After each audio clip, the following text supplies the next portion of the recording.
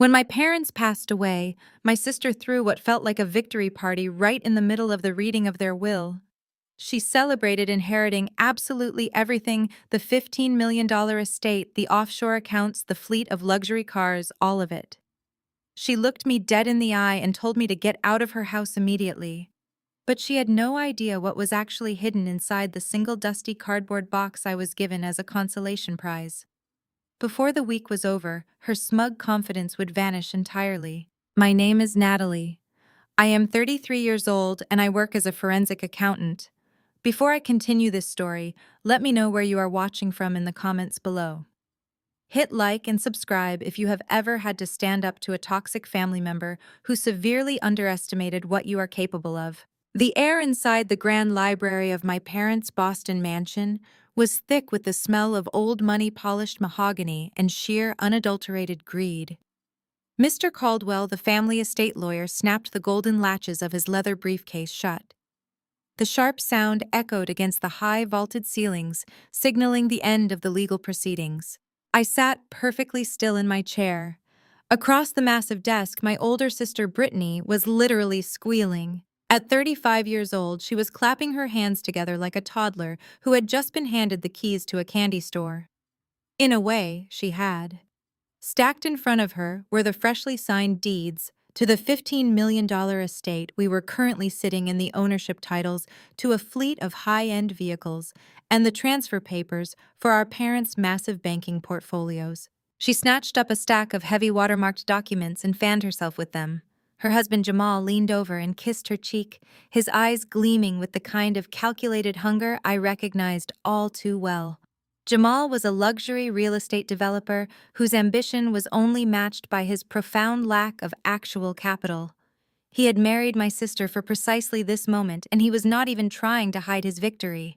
Brittany finally set the papers down and turned her gaze toward me. The giddy excitement on her face instantly melted into a mask of pure venomous disdain. She crossed her arms, her diamond bracelets clinking together. "You can take your coat and leave now, Natalie," she said, her voice dripping with artificial sweetness. "This is my property now, and I do not want your depressing energy ruining the aesthetic." I did not move. I just looked at her, my face completely neutral. My silence only seemed to irritate her more. "Oh, wait," Brittany added, snapping her fingers toward the lawyer. "Caldwell, give her the consolation prize. We do not want her claiming we left her completely empty-handed." Mr. Caldwell cleared his throat uncomfortably.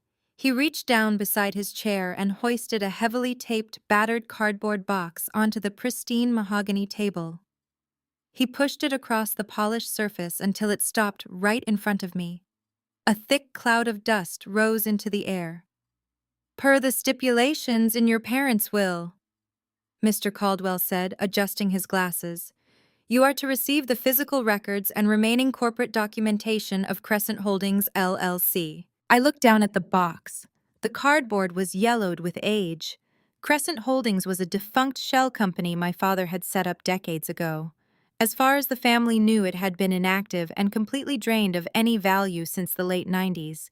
It was literally a box of old tax receipts and useless paper. Brittany let out a sharp, mocking laugh.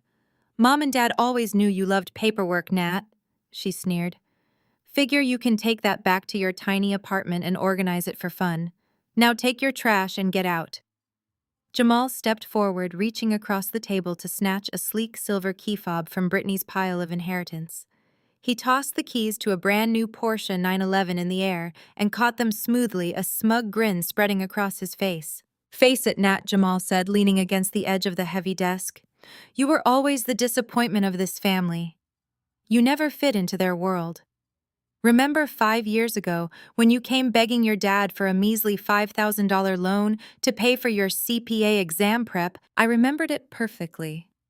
I had been working 2 jobs to put myself through school, and I was just a few $1,000s short. I had stood in this exact room asking for a simple loan that I promised to pay back with interest. They said no. Jamal continued chuckling as he spun the Porsche keys around his finger.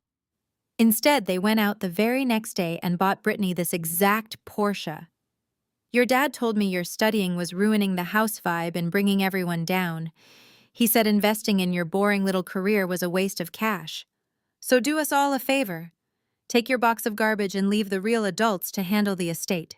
Any normal person might have broken down right there. Any normal person would have screamed, cried, or thrown a fit over the blatant, cruel injustice of being disinherited in favor of a spoiled sibling and her opportunistic gold-digging husband. But I was not just any normal person. I was a forensic accountant. I spent my life looking for the hidden truths buried beneath piles of seemingly worthless paper. My brain was trained to remove emotion and focus entirely on the data. I did not shed a single tear. I did not raise my voice. I simply stood up and pulled my coat over my shoulders. "Enjoy the house, Brittany," I said, keeping my voice perfectly steady. "It takes a lot of work to maintain. I hope you are up for it." I reached out and grabbed the sides of the dusty cardboard box. As I lifted it off the mahogany table, something immediately felt wrong. The weight was uneven. It was heavy, much heavier than a simple box of old tax returns should be. And as I shifted it against my hip, I heard a distinct, heavy metallic clink echo from the very bottom of the box.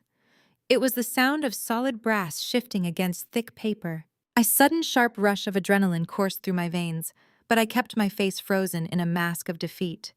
My parents were arrogant, and they were cruel, but they were also meticulously secretive about their offshore dealings. If they had left me the sole documentation for a company they supposedly drained 20 years ago, and there was something metallic hidden at the bottom of this box, this was not a consolation prize. This was a breadcrumb. I looked at Jamal, who was busy taking a selfie with the Porsche keys, and then at Brittany, who was already texting her elite friends to brag about her new wealth. They were completely blinded by their own greed, too distracted by the shiny surface of the inheritance to look any deeper. I turned my back on them and walked out of the grand library, the heavy box pressed firmly against my side. As the solid oak doors shut behind me, blocking out the sound of their celebratory laughter, a slow, genuine smile spread across my face. They thought they had taken everything from me. They had no idea I was just getting started. My hand rested on the cool brass handle of the library door. I was one step away from leaving my parents' estate forever, perfectly content to let Brittany and Jamal choke on their own arrogance. But Jamal simply could not let a sleeping dog lie. He had to have the final word. It was a fatal character flaw of his, one that I had observed for years. He thrived on the performance of wealth, the desperate need to ensure everyone in the room knew he was the undisputed winner. "Hey, Nat," Jamal called out. His voice echoed across the massive room, bouncing off the floor-to-ceiling bookshelves that my parents had bought merely for decoration.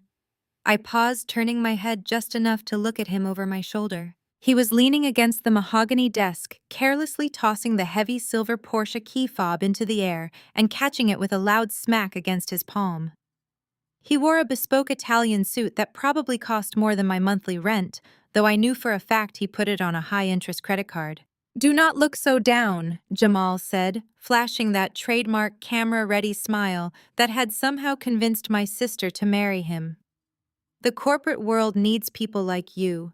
Someone has to sit in a windowless cubicle and count pennies for the people actually making moves. Have fun on the subway ride home. Maybe you can use some of those old tax receipts to keep warm." Brittany let out a high, grating laugh, immediately pulling out her phone to start recording a video for her followers. She narrated over Jamal's taunts, panning the camera to show off the opulent room and her newly acquired stacks of wealth. I turned around completely. I adjusted my grip on the heavy cardboard box. The cold, analytical part of my brain, the part that made me an exceptional forensic accountant, engaged immediately. I did not see a victorious real estate mogul standing before me. I saw a walking, talking ledger of massive, unavoidable liabilities. "I do count pennies, Jamal," I said. My voice was calm, steady, and cut through the room like a scalpel. "I count every single one. Just like the pennies you are currently bleeding all over your downtown luxury condo project." Jamal stopped tossing the keys. His hand froze in midair. The smug, relaxed posture vanished, replaced by a sudden, rigid tension. "What are you talking about?" Brittany asked, lowering her phone slightly. "Jamal's downtown project is the biggest development in the city. He is going to make us millions." I kept my eyes locked entirely on Jamal. I watched the slight widening of his pupils, the sudden shallow intake of breath. The physiological responses of a man who realizes his house of cards is actively collapsing. I knew everything about his 40-story glass monstrosity. It was supposed to redefine the skyline, but it was currently nothing more than a giant, embarrassing crater in the financial district. Word in the accounting world travels incredibly fast. I continued, taking a slow step back toward the center of the room so they could hear every single syllable clearly, especially when it involves a spectacular financial implosion. Did you forget that my firm audits the city planning department? I saw the internal memos yesterday morning. The city pulled your construction permits, Jamal. They pulled them because you completely defaulted on your mezzanine loan. Shut up, Jamal snapped. His voice was no longer smooth or confident. It was ragged, laced with a sudden desperate panic. You do not know what you are talking about. You are just a bitter, jealous accountant making up lies because you got cut out of the will. I tilted my head, studying him with clinical precision. It is fascinating how you manage to sleep at night, I said. Your general contractor walked off the job site 3 days ago because you bounced 2 consecutive payroll checks. Your primary investors have initiated a forensic audit of your escrow accounts because they suspect you have been commingling funds. You are over-leveraged by at least $20 million, and your grace period expired at midnight. Jamal's face drained of all color. He looked like a man who had just stepped onto a landmine and heard the click. What does that mean? Brittany demanded. Her voice pitched higher, a note of genuine confusion and fear creeping in. Brittany was not equipped for reality. Her entire existence was funded by my parents, a carefully curated bubble of luxury vlogs and designer unboxings. Jamal, what is she talking about? What mezzanine loan? You said the funding was secured. You told my parents the project was fully capitalized before they passed. I watched the dynamic between them fracture in real time. Brittany was spoiled and entitled, but she was deeply protective of her lifestyle. The mere suggestion that her husband was not the billionaire mogul he pretended to be was enough to send her into a rapid downward spiral. I said, "Shut up!" Jamal roared, slamming his fist down onto the mahogany desk. The sudden violence of the action made Brittany jump backward, her diamond bracelets clattering against the wood. He glared at me, his chest heaving. "Get out of this house right now! You are trespassing!" I smiled. It was not a warm smile. It was the smile of a predator recognizing that the prey had finally walked blindly into the trap. "I am leaving," I said softly. "Enjoy the Porsche, Jamal. Because once the Securities and Exchange Commission finishes looking into those commingled escrow funds, you will probably be sleeping in it." The silence that fell over the library was absolute. The grand, opulent room suddenly felt like a sterile tomb. Jamal's left eye twitched a rapid, uncontrollable spasm that betrayed exactly how terrified he truly was. He looked at Brittany, who was staring at him with wide, suspicious eyes. The illusion of their perfect, wealthy marriage had just sustained a massive, irreparable crack. Brittany started taking a step toward him. "Tell me she is lying. Tell me the condo project is fine." Jamal did not answer her. Instead, he lunged forward and grabbed Brittany by the upper arm, his fingers digging fiercely into her expensive silk sleeve. His grip was harsh, pulling her roughly toward the back exit of the library. "We are leaving," he hissed through gritted teeth, dragging her away before she could ask another single question. "We have to make some phone calls. Do not listen to a word that pathetic loser says." Brittany stumbled in her designer heels, struggling to keep up with his sudden frantic pace. She looked back over her shoulder at me, her face a portrait of dawning panic and absolute paranoia. The seed of doubt had been firmly planted, and knowing Jamal's reckless financial history, it would not take long for it to grow into a complete disaster. I stood alone in the center of the library, the heavy box resting comfortably against my hip. I had not yelled. I had not thrown a tantrum. I had simply presented the cold, hard facts. And with a handful of sentences, I had turned their arrogant victory celebration into a nightmare of suspicion and dread. I turned on my heel and walked out the front doors of the mansion. The crisp Boston air hit my face clean and sharp. I descended the sweeping stone steps, leaving the toxic atmosphere of my childhood home behind me. The cardboard box in my arms was heavy, but the weight felt like a beautiful promise. I walked toward the wrought iron gates, a profound sense of clarity settling over my mind. The war had officially begun, and they had absolutely no idea who they were fighting. The subway ride back to my apartment was a blur of screeching metal and flickering fluorescent lights. My mind remained completely focused on the heavy cardboard box resting on my lap. My apartment in the South End was the exact opposite of my parents' sprawling Beacon Hill estate. It was modest, hyper-organized, and entirely mine. There was no mahogany, no marble, no velvet drapes meant to project an illusion of superiority. Just clean lines, neutral colors, and an environment perfectly optimized for clarity. I unlocked my front door, stepped inside, and dropped the box directly onto the center of my quartz kitchen island. A small cloud of ancient dust puffed into the air, illuminated by the harsh overhead pendant lights. I did not bother taking off my coat. I reached into the box and pulled out the first handful of papers. At first glance, Brittany's assessment seemed entirely correct. It looked like absolute garbage. The top layers were filled with decades-old tax returns, faded schedules from 1998, and hundreds of canceled checks for landscaping and maintenance services that no longer existed. To a lifestyle vlogger like my sister, this was highly combustible kindling.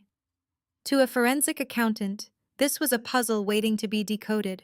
People lie, but numbers never do. That was the first rule I learned in my profession.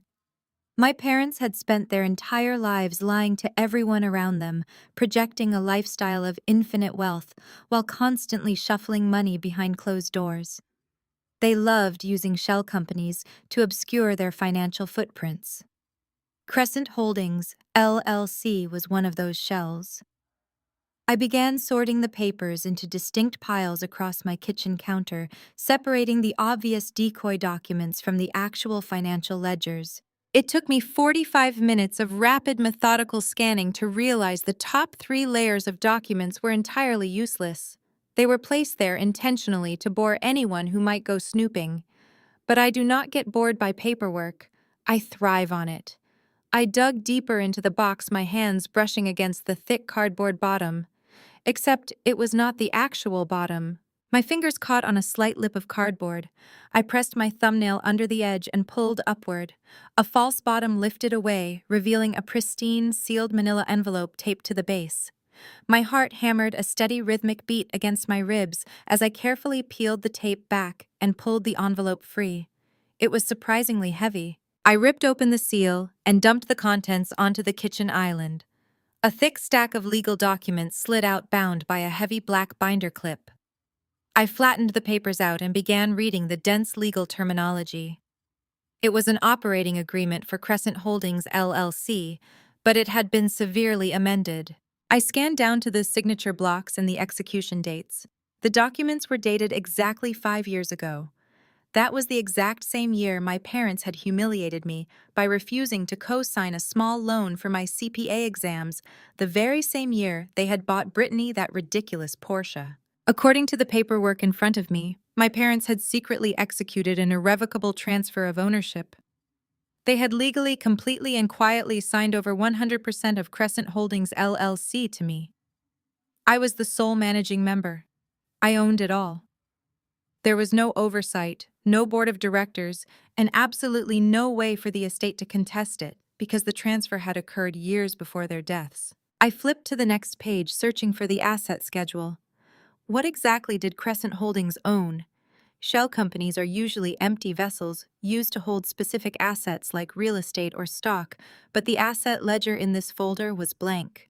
There was no money listed, no property deeds, nothing but empty lines. Frustration flared briefly in my chest until I noticed a small, heavy object still wedged inside the manila envelope. I picked the envelope up and shook it upside down. A heavy brass key slid out and clattered loudly against the quartz countertop. I picked it up, feeling the cool metal against my palm. Engraved on the large square head of the key was a distinct, highly recognizable logo. It belonged to First Boston Fidelity, a premier private bank that catered exclusively to the ultra-wealthy. Stamped beneath the logo was a serial number. It was a key to a high-security safety deposit box. Crescent Holdings was not empty. The assets were just physical, locked away in a steel vault downtown. My parents had deliberately bypassed the estate lawyers, bypassing Brittany and Jamal, and handed the keys to their deepest financial secret directly to the only person in the family who knew how to read a balance sheet. Suddenly, my cell phone vibrated violently against the kitchen counter, shattering the quiet of my apartment. I glanced at the screen. It was an unknown caller ID. My private number was unlisted, known only to a few clients and my immediate family. I stared at the glowing screen for a few seconds before swiping to answer. I brought the phone to my ear, but remained completely silent, letting the caller speak first. "Listen to me very carefully," a muffled, heavily distorted voice said through the speaker. It sounded like someone speaking through a layer of fabric to mask their tone. "I know what Caldwell gave you today. I know about Crescent Holdings. It is a dead entity, completely worthless, but I am willing to take the liability off your hands. I will wire you $10,000 right now. All you have to do is sign the LLC over to me by midnight." I closed my eyes and listened closely to the audio feed. I was not listening to the disguised voice. I was listening to the negative space around the words. I was listening to the sharp, distinct nasal inhale at the end of every sentence. It was a very specific, aggressive breathing pattern. It was the exact same breathing pattern I had listened to for years at Thanksgiving dinners, while Jamal bragged about his real estate conquests.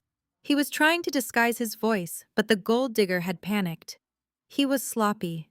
$10,000 for a worthless box of trash, I said, keeping my voice light and conversational. That is a very generous offer from a complete stranger. Take the deal, Natalie. The muffled voice snapped, the aggression spiking. You need the cash. Do not be stupid. Take the money and walk away. I ended the call and tossed the phone onto the counter next to the brass key. Jamal was desperate. He was a man drowning in debt, circling the drain of a massive federal default, and he was currently using a burner phone to try and swindle me out of a defunct shell company.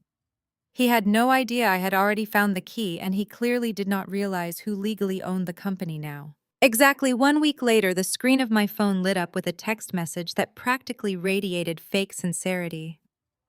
It was an invitation from Brittany for a sisterly healing dinner at a wildly expensive exclusive seafood restaurant in the city. The premise was laughably transparent. After ambushing me at the reading of the will, Brittany suddenly wanted to mend fences. I knew exactly what this was. It was a trap orchestrated by Jamal, designed to figure out what I knew and force me into a corner. I put on a tailored charcoal blazer, grabbed my purse, and went to meet my eager executioners. The atmosphere inside the restaurant was heavy with the scent of truffle oil and the low hum of exorbitant wealth. I found them seated at a corner booth bathed in dim, flattering light. Jamal was playing the gracious host, standing up to pull out my chair, with a wide, welcoming smile that did not reach his eyes. Brittany was draped in silk and new diamonds, already sipping from a crystal flute of vintage champagne. "I am so glad you came," Nat Brittany said, resting her hand over mine in a display of manufactured affection. "Mom and Dad would want us to be close. We should not let money come between family." I slowly pulled my hand away and placed my napkin on my lap. "I agree," I said smoothly. "Money makes people do desperate things." Jamal cleared his throat, signaling the waiter. Over the next hour, they put on a masterclass in gluttony. Jamal ordered the Imperial Beluga caviar service, imported oysters, and 2 more bottles of Dom Perignon. Brittany ordered the Wagyu surf and turf, picking at it, before declaring she was too full. They consumed luxury with a frantic, almost nervous energy, gorging themselves on a lifestyle they were desperately trying to prove they still owned. I ordered a simple seared bass and drank sparkling water, watching them spin their intricate web. When the waiter came to clear our plates, Brittany let out a dramatic, theatrical sigh. She leaned back against the plush leather booth and looked at the waiter with an expression of exaggerated pity. "You will have to excuse my sister Brittany," said loudly enough for the neighboring tables to hear. She is just a number cruncher. She practically lives in a gray little cubicle. We brought her out tonight because she never gets to experience the finer things in life on a forensic accountant's salary. It is sort of a charity case situation. The waiter smiled uncomfortably, unsure of how to navigate the sudden hostility. I took a slow sip of my water, letting the silence stretch. Jamal leaned forward, his elbows resting on the white tablecloth, his eyes locked onto mine like a hawk preparing to strike. "So Natalie," Jamal said, his voice dropping an octave. "About that box Caldwell gave you.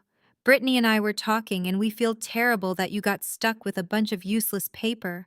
I would be willing to take it off your hands for a small fee just to help you out with your rent." Right on cue, the waiter returned. He placed a sleek black leather folio on the table directly between Brittany and Jamal. The bill. Brittany picked it up, flipped it open, and let out a soft whistle. $4,500, she announced cheerfully. Without missing a beat, she closed the folio and slid it across the smooth white tablecloth. It stopped right in front of my plate. Brittany folded her hands under her chin, her venomous smile returning in full force. "Consider this your back rent," she said, her voice turning sharp and commanding. "You lived in our parents' house for 2 whole months before they died, eating their food and taking up space. It is only fair you pay your share. Pay up, sis." Jamal leaned back against the tufted leather of the corner booth, lifting his crystal flute of vintage Dom Perignon to his lips. He took a slow, deliberate sip, his dark eyes dancing with malicious amusement. He was waiting for the performance. He was waiting for the stuttering, the flushed cheeks, the desperate plea for a family loan, or the humiliating admission that a forensic accountant living in a modest apartment could never cover a $4,500 dinner bill. He wanted me to break. He wanted to watch me crumble under the crushing weight of their manufactured superiority. Beside him, Brittany mirrored his cruel anticipation. She rested her chin on her manicured hands, her new diamond rings catching the dim, ambient lighting of the restaurant. Her venomous smile stretched wider, pulling her features tight. She was practically vibrating with excitement, undoubtedly composing the story she would spin later for her wealthy friends about her tragic, impoverished sister who could not even afford the appetizers. I looked down at the sleek black leather folio resting directly in front of my plate. I did not blink. I did not sigh. I did not offer a single word of protest, defense, or explanation. The cold, analytical machinery of my mind, the exact same machinery that made me exceptional at tracing hidden offshore accounts and dismantling corporate fraud, hummed with perfect precision. Emotion was a liability in my line of work. Data leverage and timing were the only currencies that mattered. I reached into my structured leather handbag and bypassed my standard personal debit card. My fingers brushed past my keys and landed on the cold, distinct edge of something far more substantial. I pulled out a solid metal matte black corporate card. It was an elite tier piece of financial hardware issued exclusively to senior partners and top-tier financial executives at my firm. It carried no preset spending limit. It was not a card you could apply for online or request from a bank teller. It was a card you had to be invited to carry, a physical manifestation of extreme financial trust and corporate power. I picked up the leather folio, slipped the heavy metal card inside, and let the folio drop back onto the table. The thick metal made a sharp, distinct clack against the polished wood, a heavy thud that cut straight through the low murmur of the restaurant like a gavel coming down. Brittany's venomous smile froze instantly. Her gaze snapped from my face down to the edge of the matte black metal protruding from the leather binding. Her eyes widened to the point of straining the cogs in her brain, violently grinding together as she tried to process the impossible visual information. She knew exactly what that card was. Our father had carried one just like it. Her superiority complex, built entirely on the assumption that I was a struggling, insignificant number cruncher, began to fracture right before my eyes. She opened her mouth, but the snide remarks she had prepared died in her throat. Jamal lowered his champagne flute. The glass clinked awkwardly against the saucer, spilling a few drops of the expensive vintage onto the pristine white tablecloth. The smug, victorious amusement drained completely from his face, replaced by a deep, sudden wave of confusion. He stared at the black card as if it were a venomous snake coiled on the table. Before either of them could formulate a coherent sentence, the waiter materialized at our booth. He picked up the folio, his professional demeanor remaining perfectly intact until he felt the unexpected weight of the metal card. I saw the immediate microscopic shift in his posture. He glanced at the card, his eyebrows shooting upward for a fraction of a second, then looked directly at me with a new level of profound deference. "Right away, madam," he said, bowing his head slightly. He vanished toward the point-of-sale system, completely ignoring Jamal and Brittany. The silence at the table was suffocating. The air grew thick and heavy. Brittany was staring at me, her mouth slightly open, the carefully curated illusion of her supremacy shattered into jagged pieces. She kept looking from my face to the empty space where the bill had been, her mind, failing to reconcile the sister she loved to mock with the woman sitting across from her. Jamal was rigid. His eyes darted nervously between my purse and my perfectly calm expression. He was desperately trying to recalculate his strategy, trying to understand how the woman he had just dismissed as a pathetic charity case had casually dropped thousands of dollars without breaking a sweat or batting an eyelash. Less than 60 seconds later, the waiter returned. He placed the receipt and a heavy silver pen respectfully beside my sparkling water. I picked up the pen and signed my name with smooth, fluid strokes, adding a generous 20% tip to the total. I slipped my copy of the receipt into my purse, retrieved my metal card, and snapped the clasp of my handbag shut with a resounding click. I picked up my linen napkin, dabbed the corners of my mouth with deliberate slowness, and placed it neatly beside my plate. Then I leaned forward, resting my forearms on the table, and looked directly into Jamal's eyes. I stripped away the polite sisterly facade and let him see the absolute calculating threat underneath. "Thanks for dinner," I said. My voice was low, steady, and incredibly sharp, designed to carry only to their ears. "By the way, Jamal, next time you use a burner phone to call my apartment offering to buy Crescent Holdings, try not to use the same catchphrase you use on your real estate billboards." Jamal's entire body went rigid. The remaining color vanished from his face, leaving his skin a sickly pale gray. He looked as if all the oxygen had been violently vacuumed out of his lungs. He opened his mouth to speak, but no sound came out. The realization that I knew exactly who had called, that I knew exactly how desperate he was, hit him with the force of a wrecking ball. He had thought he was playing a brilliant anonymous game of corporate espionage. He had assumed I was too simple to piece together the clues. He had no idea I had dissected his pathetic attempt at manipulation in a matter of seconds. When he had offered me $10,000 to take the liability off my hands, he had ended the call by saying that his anonymous firm was building the future today. It was the exact slogan plastered across every single construction barricade surrounding his failed downtown condo project. He was sloppy, arrogant, and entirely out of his depth. Brittany looked back and forth between us, her head swiveling like she was watching a tennis match she did not understand. "What burner phone?" she demanded. Her voice was shrill, cutting through the ambient noise of the restaurant. "Jamal, what is she talking about? What is Crescent Holdings? You said you were just going to ask her for the house keys. Jamal, answer me right now, right?" Jamal ignored her. He could not look away from me. His eyes were wide with a naked, visceral terror. He finally realized that the dusty cardboard box he had mocked was not a consolation prize. It was a loaded weapon, and I was the one holding the trigger. I stood up, smoothing the front of my tailored blazer. I had given them exactly what they wanted. I had shown up to their little trap, and I had paid the bill. But the rules of engagement had irrevocably changed.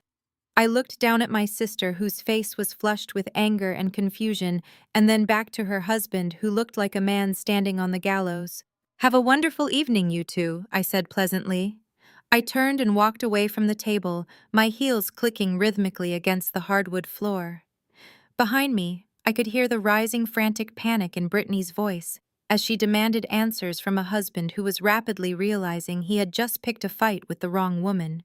The sharp click of my handbag clasp seemed to echo like a gunshot in the sudden, suffocating silence of the restaurant. I remained standing at the edge of the booth, my posture perfectly relaxed as I watched the shockwave of my words crash into my sister. Brittany's head snapped toward her husband so fast her diamond earrings swung wildly against her neck. The smug, condescending sneer she had worn all evening completely vanished, replaced by an expression of raw, unadulterated suspicion. The carefully constructed facade of the wealthy, carefree socialite was disintegrating right in front of the Michelin-starred waitstaff. "What the hell is Crescent Holdings?" Brittany demanded, her voice sharp and piercing entirely, lacking her usual curated sweetness. "And why are you calling her from a burner phone behind my back?" "Jamal, look at me." "What is she talking about?" Jamal physically recoiled, pressing his back against the tufted leather of the booth, as if trying to merge with the upholstery. He opened his mouth, but the smooth, commanding baritone he usually relied on to close multi-million-dollar deals completely failed him. A pathetic, high-pitched stammer slipped out instead. He looked desperately at his half-empty flute of champagne, then up at Brittany, and finally shot a look of pure, venomous hatred toward me. "Brittany, babe, listen to me." Jamal started raising his hands in a placating gesture. He forced a laugh, a dry, grating sound that lacked any genuine humor. "She is lying. You know how Natalie is. She is just trying to stir up drama because she is bitter about the will. She is jealous of us. She always has been." I did not interrupt. I just stood there letting the silence stretch out, allowing Jamal's desperate lie to hang in the air. A good forensic accountant knows that when a fraudster is cornered, the best tactic is simply to let them keep talking. They will inevitably trip over their own fabricated ledgers. "You called her Brittany," pressed, ignoring his attempt to deflect. Her voice was rising, drawing irritated glances from the neighboring tables of wealthy patrons trying to enjoy their expensive dinners. "She just repeated your exact marketing slogan, Jamal, the one you spent $50,000 trademarking last month. Did you call my sister from a burner phone or not?" Jamal swallowed hard. I could see a bead of sweat forming at his hairline, catching the dim light of the restaurant chandelier. He reached out to grab Brittany's hand, but she snatched it away, crossing her arms tightly over her silk blouse. The power dynamic in their marriage was shifting violently, and Jamal was losing his grip. "Okay, fine," Jamal said, his voice dropping to a frantic, hushed whisper. "I called her. But it is not what it sounds like, Britt. I swear to you, I was just trying to protect our interests. I was trying to protect you. Protect me from what Brittany asked, her eyes narrowing. From a box of old tax returns. You told me that box was garbage. You laughed about it with me this morning." "It is garbage," Jamal insisted, leaning forward, his eyes pleading. "That is exactly the point. Your parents left a lot of messy paperwork behind. Loose ends, defunct shell companies' old liabilities. I was just trying to clean up their mess before the estate goes through final probate. I wanted to buy that useless LLC from her just to ensure no old debts could come back to haunt us.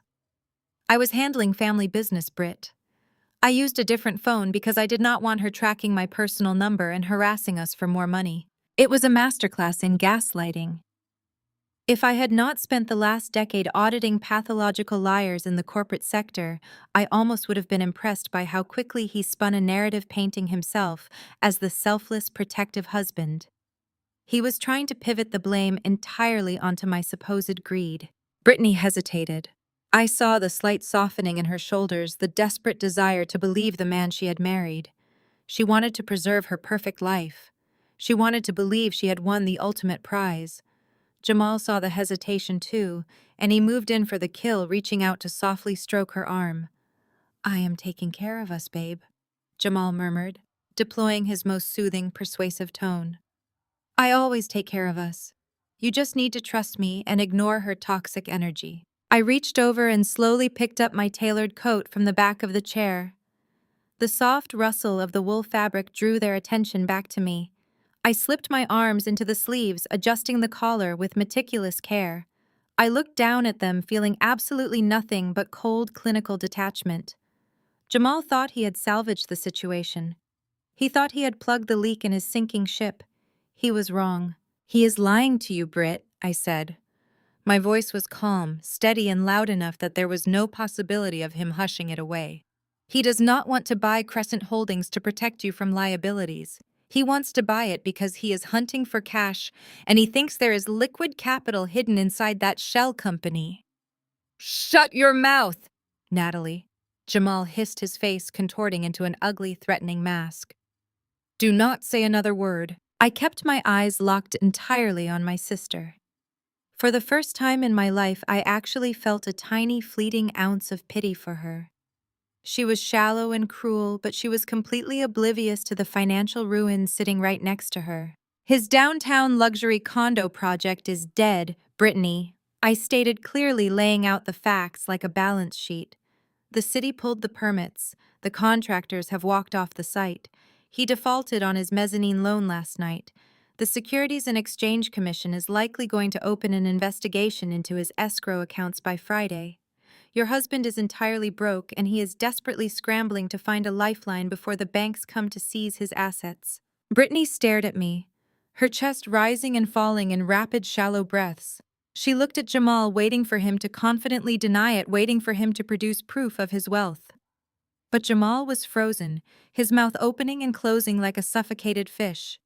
The color had completely drained from his face. He had no defense. The numbers were entirely against him. If I were you, I continued, buttoning my coat with deliberate, unhurried movements, I would stop worrying about my cubicle and start worrying about your own financial security.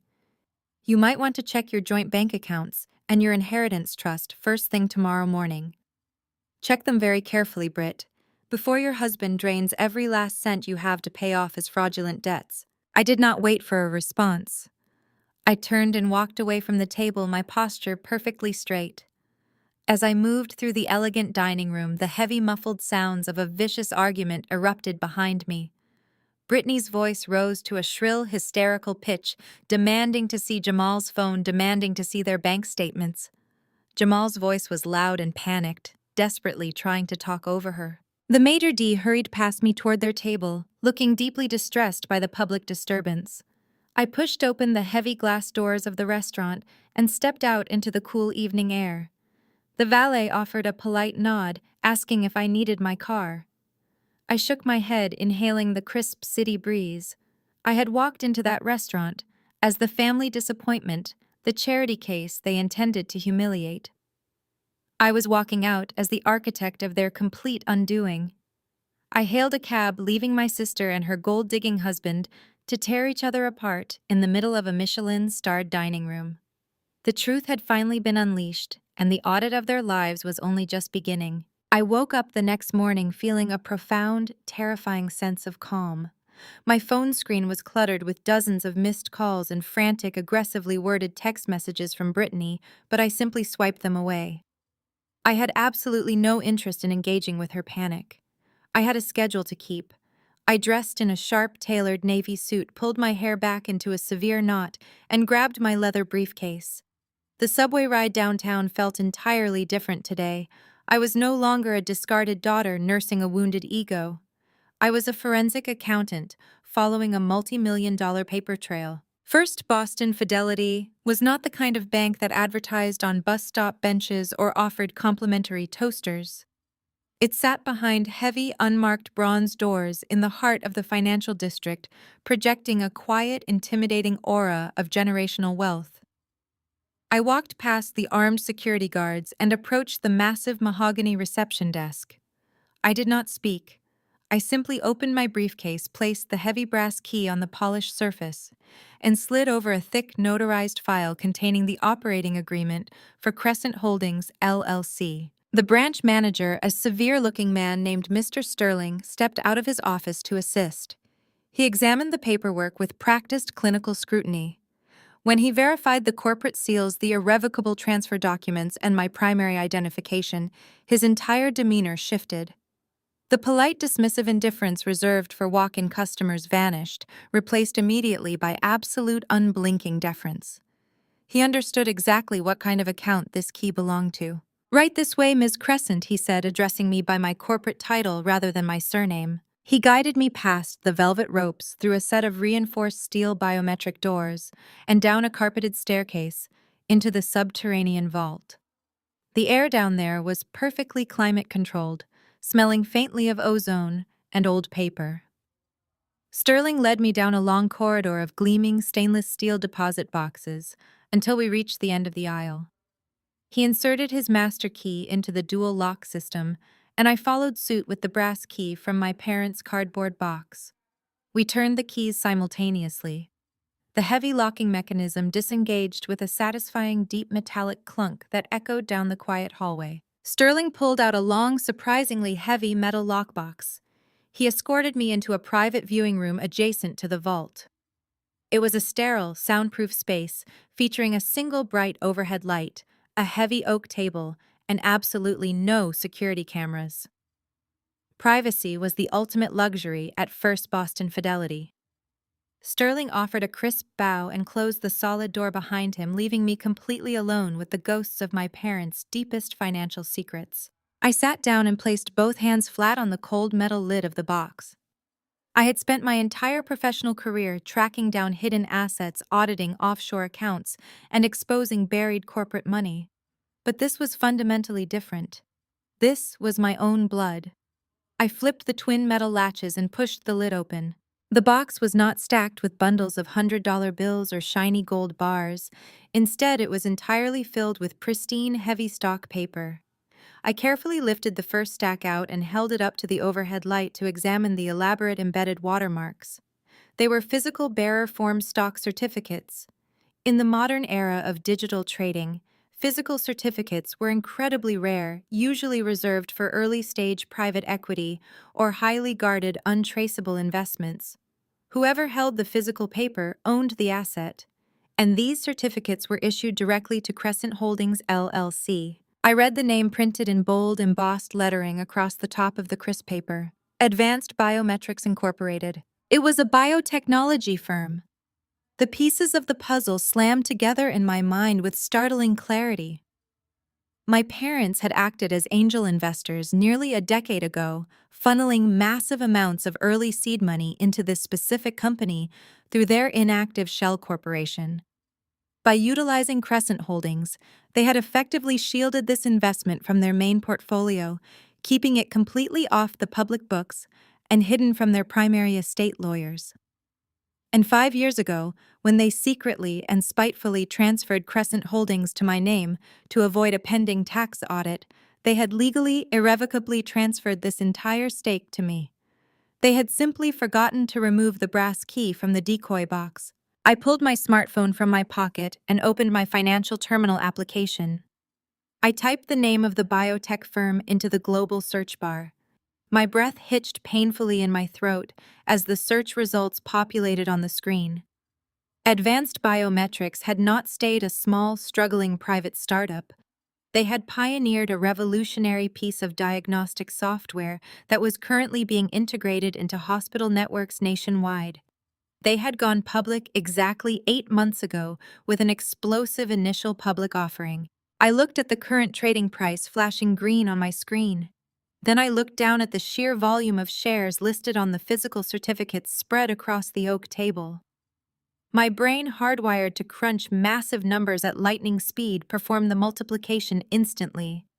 I typed the equation into my phone calculator just to verify the absolute reality of the situation. I hit the equal button. The glowing screen flashed the final valuation, $25 million. I gripped the edge of the heavy oak table as a massive wave of pure, unadulterated shock washed over me. $25 million in perfectly clean, fully vested, legally untouchable equity. My parents had handed me a cardboard box they genuinely thought was filled with garbage. They had used my name and my social security number to create a legal firewall for an investment they wanted to hide, assuming I would never be smart enough to look past the decoy tax returns. They had inadvertently handed me a literal empire. Somewhere across the city, Jamal was frantically checking his frozen bank accounts and realizing his entire real estate development was a spectacular, fraudulent failure. Brittany was waking up to the horrifying reality that her luxurious lifestyle was built on lies and imminent bankruptcy. And I was sitting in a subterranean vault, staring at $25 million that legally belonged to me and me alone. I let out a long, slow exhale to steady my racing heart. I reached back into the metal box to gather the rest of the certificates and safely secure my new fortune. As I lifted the final stack of watermarked paper, my fingers brushed against something else hidden at the very bottom of the lockbox. It was a stiff yellowed document completely separate from the biotech stocks.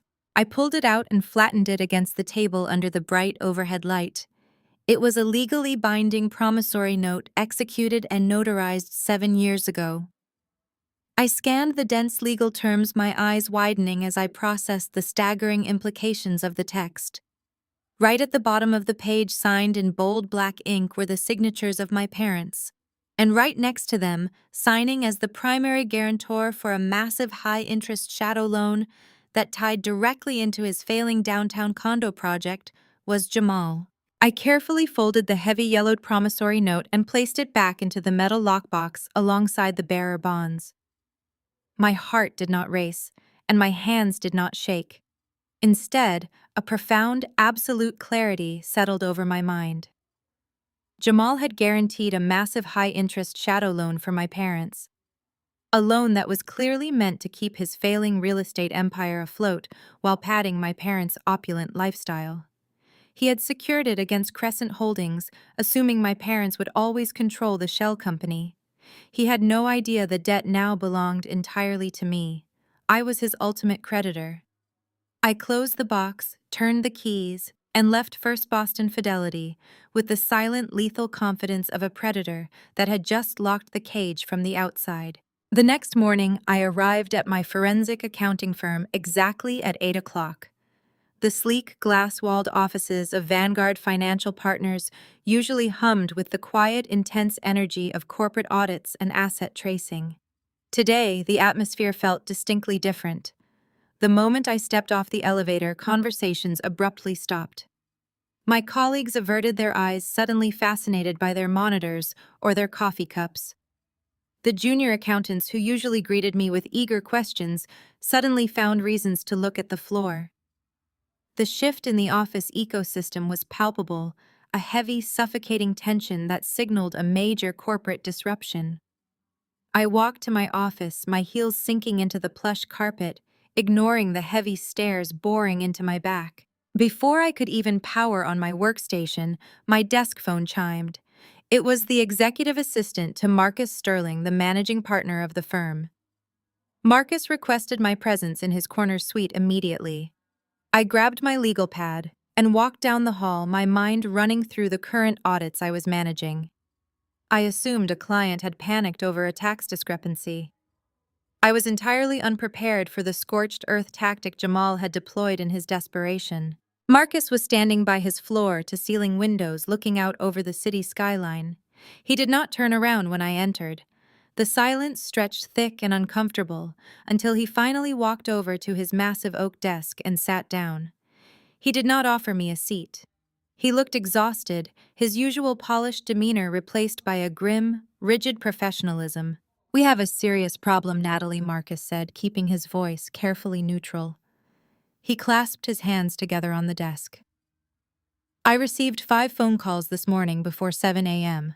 They were from our largest corporate clients who represent over 30% of this firm's annual billing."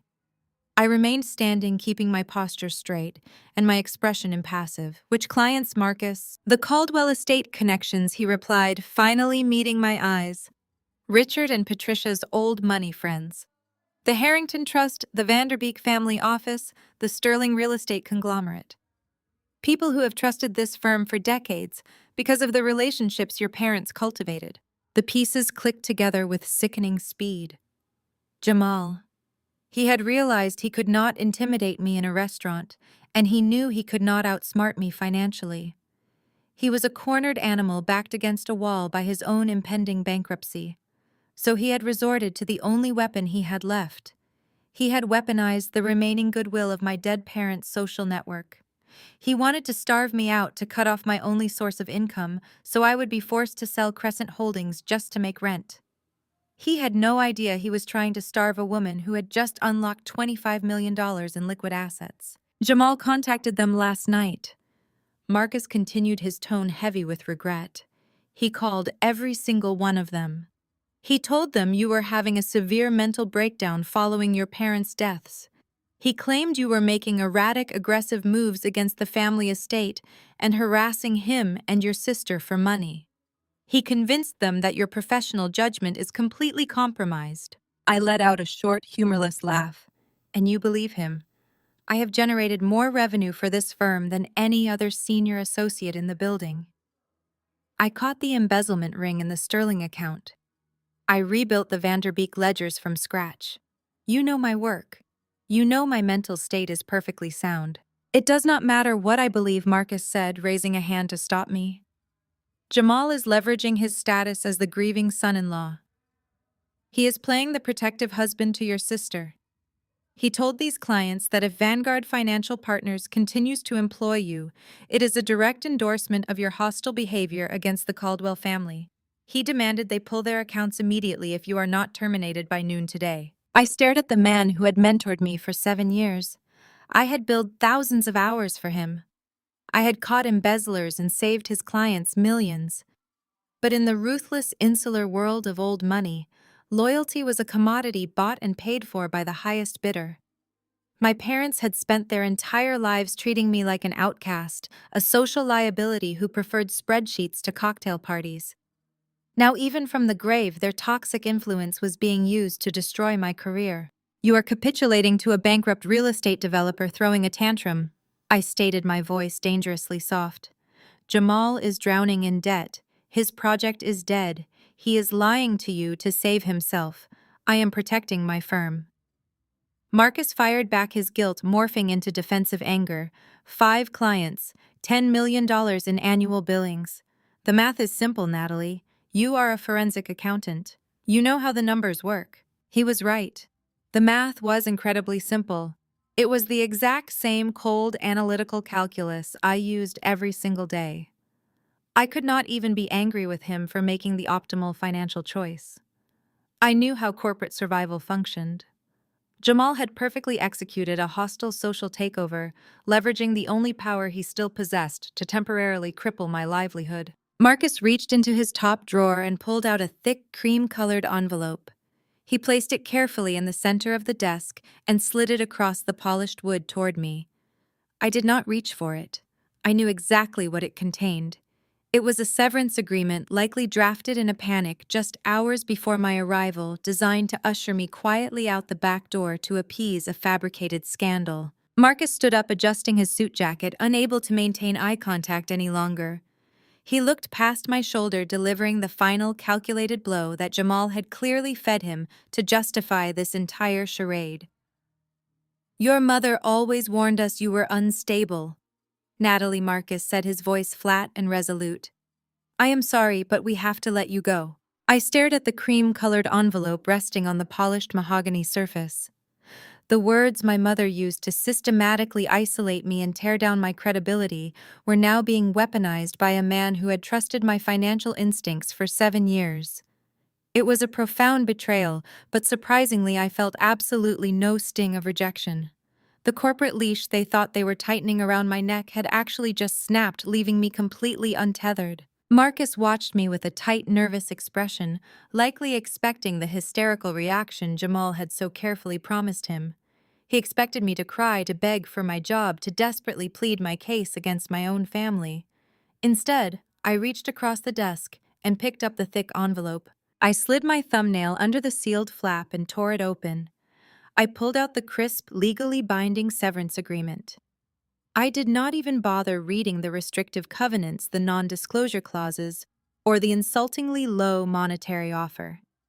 I simply gripped the thick stack of paper with both hands and ripped it straight down the middle. The sharp, violent sound of tearing paper shattered the heavy silence of the corner office.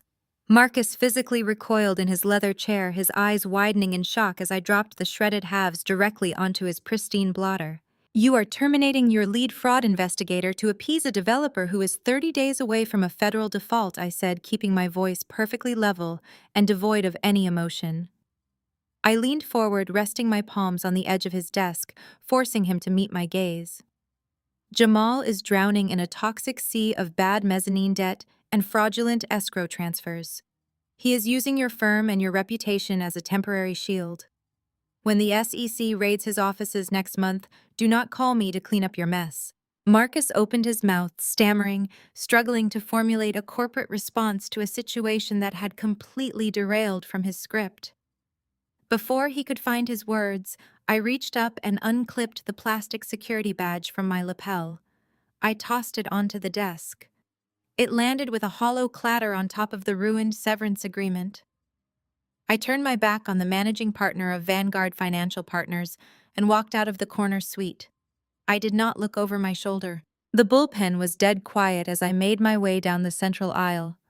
Dozens of junior accountants and senior partners stood at their cubicles watching my departure with wide, anxious eyes. They had all heard the rumors circulating since yesterday. They all assumed I was a broken woman being escorted out of the building. But my head was held high, my posture impeccable, and my stride purposeful. I did not carry a cardboard box of personal belongings. I left my coffee mug and my framed degrees behind. None of it mattered anymore. I pushed through the heavy glass doors of the lobby and stepped out into the bustling city street. The morning sun hit my face, and a sudden fierce wave of exhilaration washed over me. Jamal thought he had delivered a fatal blow. He thought he had severed my only lifeline, assuming I was entirely dependent on my bi-weekly paycheck. He believed that stripping away my title would leave me desperate and compliant. He was spectacularly wrong. He had not ruined me, he had liberated me. I no longer had to log billable hours. I no longer had to navigate the tedious diplomacy of corporate client relations. I no longer had to sit in endless board meetings explaining simple forensic accounting principles to board executives. I was entirely free, and I was armed with $25 million in perfectly clean, fully vested capital. More importantly, I now had 24 hours a day, 7 days a week, to dedicate exclusively to dismantling Jamal and Brittany's fraudulent empire piece by piece. I hailed a taxi and gave the driver the address to my apartment in the South End. The ride felt faster than usual, the city blurring past the windows as my mind shifted into a state of hyper-focused calculation. I was no longer an employee protecting a firm. I was an apex predator hunting on my own territory. I unlocked my front door and stepped into the quiet sanctuary of my apartment. I dropped my keys on the counter and stripped off my tailored navy blazer, tossing it carelessly over the back of a chair.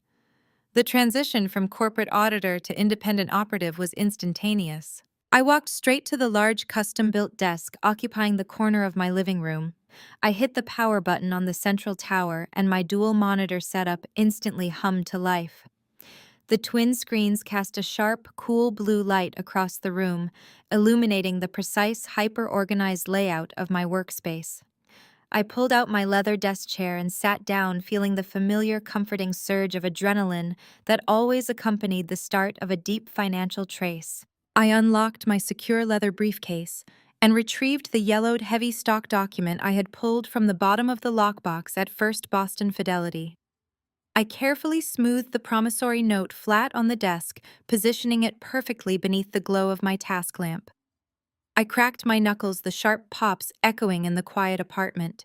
I looked at the dense legal text, my eyes scanning past the boilerplate language straight to the structural core of the loan.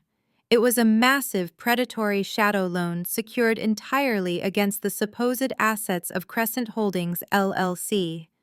My parents had signed as the primary borrowers, funneling the money directly into Jamal's failing commercial development firm. Jamal had signed as the primary guarantor. It was an incestuous, highly illegal mingling of corporate funds designed to bypass traditional bank underwriting and hide his catastrophic liquidity crisis. But my parents had played a dangerous game. They had tied the debt to a shell company they no longer legally owned. By transferring Crescent Holdings to me 5 years ago, they had inadvertently handed me the master ledger. And because they had used my corporate entity to secure the debt, I had total legal authority to audit the flow of capital and officially call the loan in full. I opened my primary forensic tracing software on the left monitor and launched a secure encrypted database connection on the right. My fingers flew across the keyboard, typing in the routing numbers, the corporate entity codes, and the specific escrow accounts listed in the promissory note. I was going to follow the digital money trail from the exact moment the ink dried on this document to the current frozen accounts of Jamal's development firm. I was going to map every single fraudulent transfer, every disguised payout, and every illegal wire. Jamal wanted to play games with my livelihood. He wanted to use my dead mother's toxic lies to burn my reputation to the ground. He had fired the first shot, assuming I was unarmed. I stared at the glowing screens, watching the raw financial data begin to populate in cascading rows of damning evidence. I was going to systematically dismantle his life, and I was going to make sure he knew exactly who pulled the trigger. I looked down at the thick, cream-colored envelope resting on the polished mahogany surface between us.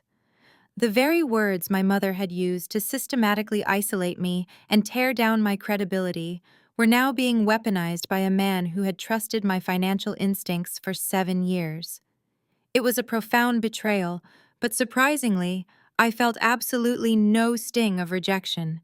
The corporate leash they thought they were tightening around my neck had actually just snapped, leaving me completely untethered. Marcus watched me with a tight, nervous expression, likely expecting the hysterical reaction Jamal had so carefully promised him. He expected me to cry, to beg for my job, to desperately plead my case against my own family. Instead, I reached across the desk and picked up the envelope. I slid my thumbnail under the sealed flap and pulled out the crisp, legally binding severance agreement. I did not even bother reading the restrictive covenants, the non-disclosure clauses, or the insultingly low monetary offer. I simply gripped the thick stack of paper with both hands and ripped it straight down the middle. The sharp, violent sound of tearing paper shattered the heavy silence of the corner office.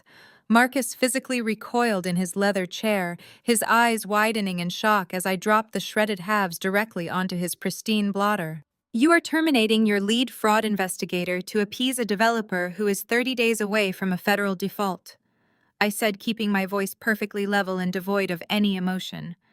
I leaned forward, resting my palms on the edge of his desk, forcing him to meet my gaze. "Jamal is drowning in a toxic sea of bad mezzanine debt and fraudulent escrow transfers.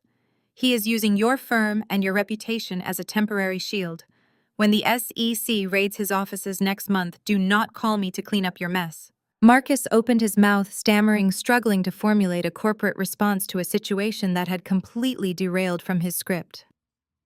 Before he could find his words, I reached up and unclipped the plastic security badge from my lapel. I tossed it onto the desk. It landed with a hollow clatter on top of the ruined severance agreement. I turned my back on the managing partner of Vanguard Financial Partners and walked out of the corner suite. I did not look over my shoulder. The bullpen was dead quiet as I made my way down the central aisle. Dozens of junior accountants and senior partners stood at their cubicles watching my departure with wide, anxious eyes. They had all heard the rumors circulating since yesterday. They all assumed I was a broken woman being escorted out of the building. But my head was held high, my posture impeccable, and my stride purposeful. I did not carry a cardboard box of personal belongings. I left my coffee mug and my framed degrees behind. None of it mattered anymore. I pushed through the heavy glass doors of the lobby and stepped out into the bustling city street. The morning sun hit my face, and a sudden fierce wave of exhilaration washed over me. Jamal thought he had delivered a fatal blow. He thought he had severed my only lifeline, assuming I was entirely dependent on my biweekly paycheck. He believed that stripping away my professional title would leave me desperate, destitute, and compliant. He was spectacularly wrong. He had not ruined me. He had liberated me. Free from my 9-to-5 obligations, I now had 24 hours a day to dedicate exclusively to destroying them. I hailed a taxi and headed straight back to my apartment in the South End. The moment I walked through my front door, the transition from corporate auditor to independent operative was instantaneous. I dropped my keys on the counter, kicked off my heels, and walked directly to the large custom-built desk occupying the corner of my living room. I hit the power button on the central tower, and my dual-monitor setup instantly hummed to life. The twin screens cast a sharp, cool blue light across the room, illuminating the precise, hyper-organized layout of my workspace. I pulled out my leather desk chair and sat down, feeling the familiar, comforting surge of adrenaline that always accompanied the start of a deep financial trace. I unlocked my secure leather briefcase and retrieved the yellowed promissory note I had pulled from the bottom of the lockbox at First Boston Fidelity. I carefully smoothed the document flat on the desk, positioning it perfectly beneath the glow of my task lamp. I cracked my knuckles, the sharp pops echoing in the quiet apartment. It was time to hunt. I opened my primary forensic tracing software on the left monitor and launched a secure encrypted database connection on the right. My fingers flew across the mechanical keyboard, the rapid clack clack clack filling the silence of the room. I pulled up the routing numbers listed on the promissory note, running them through a proprietary tracing algorithm I had built specifically for offshore asset recovery. I needed to see the exact genesis of the funds. The screen flashed as the software bypassed standard banking firewalls, pinging correspondent banks until it hit the target. The data cascaded down my right monitor in endless rows of raw, unfiltered financial truth. I ignored the sanitized, public-facing tax returns my parents had carefully filed every year. Those were fiction. I was looking at the actual wire transfer logs from their primary wealth management accounts. It was a masterclass in financial delusion. I scrolled through the outgoing transactions, cross-referencing the dates with the major milestones of our family's history. Date, August 14th, 3 years ago. An outgoing wire transfer for $500,000. It was dispersed across 3 different accounts belonging to a luxury event planning firm, a high-end European florist, and a boutique bridal designer. My parents had paid for every single extravagant detail of Brittany's perfectly curated socialite wedding in cold hard cash. Date November 3rd, 2 years ago. Another massive outgoing wire. $150,000 transferred into an LLC controlled entirely by Jamal. The memo line simply read, Seed Capital. This was the money he had used to launch his first independent commercial real estate venture, the very foundation of the empire he was currently running into the ground. The list went on. Millions of dollars spent over the last decade to maintain the flawless facade of old money wealth. Luxury car leases, exorbitant country club initiation fees, designer wardrobes, and impromptu vacations to St. Bart's and Monaco. They had funded an entire lifestyle designed specifically to project dominance and superiority over everyone else, especially me. But my brain, hardwired to balance ledgers, immediately caught the mathematical impossibility. I pulled up their incoming revenue streams, their primary investment portfolios, their liquid cash reserves, and their legitimate corporate dividends were entirely insufficient to cover this level of exorbitant, reckless spending. They were living millions of dollars beyond their actual generated income. The math did not lie. They did not have the cash. I picked up my pen and circled the execution date on the promissory note resting on my desk. Then I looked at the date of the first massive cash injection into their primary checking account. The timestamps aligned perfectly down to the hour. The pieces of the puzzle slammed together with a sickening, brilliant clarity. My parents had not spent their own cash. They had borrowed it. But they had not gone to a traditional bank because a traditional bank would have required standard underwriting and exposed their severe lack of liquid assets. Instead, they had borrowed against their own hidden wealth. They had used Crescent Holdings, LLC, the shadow company holding $25 million in biotech stock, to issue a private untraceable shadow loan to themselves. It was a classic, albeit highly illegal, tax evasion strategy. If they had simply sold the biotech stock to fund Brittany's wedding, they would have been hit with millions in capital gains taxes, and the asset would have been exposed to their primary estate lawyers. By borrowing the money from their own shadow company, the cash injections appeared as non-taxable debt. And Jamal's signature. It was the linchpin of the entire scheme. He had acted as the primary guarantor for the shadow loan, leveraging his own corporate entities to legitimize the transaction, all in exchange for his $150,000 cut of the seed money. He thought he was partnering with his wealthy in-laws to build his empire. But the most sinister part of the entire operation was the ownership of Crescent Holdings itself. My parents had legally transferred the shell company to my name and my social security number to avoid a pending IRS audit. They had literally mortgaged my identity, exposing me to federal tax fraud and potential prison time just to secure tax-free cash. They had used my name to buy my sister a $500,000 wedding, assuming I would remain their obedient, discarded scapegoat forever. I leaned back in my chair, staring at the glowing monitors. My parents didn't spend cash they borrowed against their own assets to maintain their lifestyle from their shadow company to avoid taxes. And because they had forgotten to remove that brass key from the decoy box, I was now the sole legal owner of Crescent Holdings, LLC. That meant I owned the $25 million in biotech stock, and it meant I owned the debt Jamal owed me. My eyes darted between the twin monitors, tracking the labyrinth of wire transfers, hidden corporate resolutions, and dummy accounts. The initial discovery of the shadow loan was just the surface layer of a much deeper, more insidious financial rot. Now I needed to see exactly what collateral my parents had pledged to Crescent Holdings to secure this massive influx of untaxed cash. I accessed the county registry of deeds through my secure portal, bypassing the public-facing search functions to pull the raw historical encumbrance logs for the entire Caldwell family estate. The documents loaded line by line, rendering the digital architecture of my parents' deception. There it was. A master collateral agreement executed 3 years ago and buried deliberately deep within a secondary LLC structure to keep it completely off their primary estate lawyer's radar. My parents had systematically and ruthlessly drained the equity from every tangible asset they owned.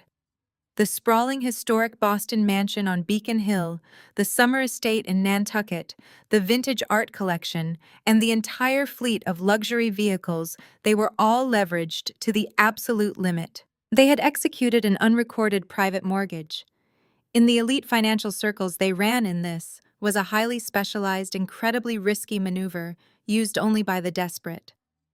The lender on paper was Crescent Holdings, LLC. The borrower was the primary Caldwell family estate. My parents had effectively borrowed money from themselves, treating their own shadow company like a bottomless personal ATM to fund Brittany's designer wardrobe, her extravagant socialite wedding, and Jamal's failing real estate grift. My fingers hovered over the keyboard as the absolute devastating logic of the situation materialized on the screen. By legally transferring Crescent Holdings to my name and my social security number 5 years ago to dodge an impending IRS audit, they had transferred the lending entity entirely to me. They had died believing they still controlled the strings, assuming my name on the paperwork was just a convenient disposable shield. They genuinely believed I would remain the obedient, discarded daughter who would never look past the sanitized public tax returns. But the law did not care about their assumptions. The law cared about the ink on the operating agreement currently sitting safely in my subterranean vault at First Boston Fidelity. I pulled up the amortization schedule attached to the private mortgage. My breath caught in my throat. The principal balance, combined with years of deferred compounding high-interest penalties, was staggering. The Caldwell family estate did not possess generational wealth. They possessed an illusion propped up entirely by a mountain of toxic debt. The final payoff amount listed at the bottom of the digital ledger glowed in stark white numbers against the dark screen: $15 million. Somewhere across the city inside that Beacon Hill mansion, Brittany was likely sipping vintage wine, barking orders at the household staff, and plotting how to permanently freeze me out of the family legacy. She genuinely believed she had inherited a kingdom. She believed our parents had crowned her the sole beneficiary of an endless fortune. She had no idea that she had actually inherited $15 million in immediately callable debt. She did not own the mansion. She did not own the cars. She did not own the silver she ate with. She was essentially a squatter, living on borrowed time inside a house that legally belonged to her discarded, unstable sister. And Jamal. Jamal, who had just spent the morning calling my firm, threatening my managing partner, and weaponizing my parents' old money connections to get me fired. He was scrambling to secure the Caldwell estate's assets to save his own failing downtown condo project. He thought that by cutting off my salary, he would force me to beg for scraps. He was relying on Brittany's inheritance to bail him out of a federal default. But the inheritance was a mirage. I wasn't just the owner of the biotech stock, I was the senior secured creditor of his entire existence. I was his loan shark. I leaned back in my leather chair, the quiet hum of my computer tower, a sharp contrast to the deafening roar of the realization. I did not need Vanguard Financial Partners. I did not need Marcus Sterling or his spineless capitulation to Jamal's threats. I had the ultimate leverage, and I held all the cards. I opened a new blank legal template on my primary monitor. My forensic accounting days of quietly auditing other people's messes for corporate overlords were officially over. I was now actively collecting my own debts. I typed with cold, precise keystrokes. I populated the template with the exact corporate entity codes, the original dates of the private mortgage execution, and the itemized list of collateral. I cited the specific acceleration clauses my parents had arrogantly included, assuming they would never actually be triggered. Because the primary borrowers were deceased, the loan was an automatic, irrevocable default. There was no grace period, there was no negotiation. I hit print. Across the room, my high-speed laser printer whirred to life. The crisp white pages began feeding into the tray one by one. I stood up and walked over to the printer, listening to the rhythmic, mechanical hum. I picked up the warm pages and aligned them neatly on my desk. It was a formal notice of default and intent to foreclose. It demanded the immediate repayment of $15 million within 72 hours, failing which Crescent Holdings LLC would unilaterally seize all pledged collateral, starting with the Beacon Hill mansion. I pulled a heavy black pen from my desk drawer and signed my name boldly across the bottom line, acting as the sole managing director of Crescent Holdings. Tomorrow morning, Jamal and Brittany would wake up to a certified delivery that would shatter their fabricated reality. I placed the foreclosure notice into a thick red envelope and sealed it shut. It was time to show my sister exactly who owned her perfect life. I tapped the thick red envelope containing the signed notice of default against my mahogany desk. Mailing a certified foreclosure document was standard legal protocol, but it was also a strategic mistake. Mailing it would give Jamal 48 hours to panic. It would give him time to hire aggressive defense attorneys to attempt an emergency bankruptcy filing or to hide whatever remaining liquid assets he possessed. He had ambushed me in the middle of a crowded restaurant. He had ambushed my career by weaponizing my parents' old money connections. I owed him exactly the same courtesy. I needed a public arena. I needed an audience. Over the next 3 days, my dual monitors remained locked onto the bleeding arteries of Jamal's financial network. Without my day job to distract me, I became a digital ghost in his ledgers. His downtown commercial real estate project was in total free fall. The raw data showed subcontractors filing mechanics liens, unpaid municipal permit fees, and a primary construction loan that was exactly 28 days away from a catastrophic federal default. Jamal was entirely out of liquid cash. He was backed into a corner, suffocating under the weight of his own greed. Then my inbox chimed. It was a high-resolution, digitally embossed invitation routed through a premier Boston event planning firm. The graphic featured a sweeping drone shot of the Beacon Hill mansion, the very property I now legally held hostage. The text was rendered in elegant gold script. The Caldwell Estate, a new era. You are cordially invited to an exclusive housewarming and investor gala hosted by Jamal and Brittany. I leaned closer to the screen, analyzing the guest list attached to the VIP portal. Jamal had cast a massive, desperate net. He had invited every private equity shark, hedge fund manager, and venture capitalist in the greater Boston area. The strategy was glaringly obvious. Jamal was staging an opulent theatrical performance. He intended to parade the historic multi-million-dollar mansion as his newly inherited, entirely unencumbered asset. He was going to use the house as bait to secure a massive high-risk private equity loan to bail out his failing condo business. He was attempting to borrow millions against equity that did not exist. It was textbook, irrefutable wire fraud. Attached to the bottom of the formal invitation was a personal note typed directly from Brittany's private email address. Hope you can find a dress at the thrift store. Come see what real success looks like. A sharp, genuine smile broke across my face. My sister had always possessed an uncanny ability to accelerate her own destruction. She had built the perfect stage for her own execution, and she had just handed me a front row ticket. I moved my cursor over the glowing gold button and clicked attending. I pushed back from my desk and picked up my smartphone. The foreclosure notice in the red envelope was legally binding, but in the realm of old money, perception required immediate, unassailable validation.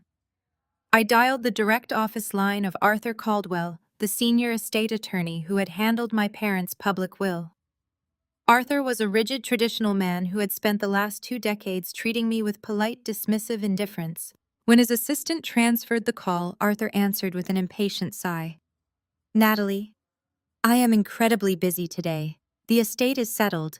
If you are calling to dispute the terms of your inheritance, you need to retain outside counsel." "I am not calling to dispute the will, Arthur," I said, keeping my voice utterly devoid of warmth. "I am calling to formally notify you of an unrecorded, highly sensitive lien against the primary estate property, a lien that completely invalidates the transfer of the Beacon Hill mansion to my sister." The line went dead quiet. "What are you talking about?" he demanded, his professional arrogance faltering.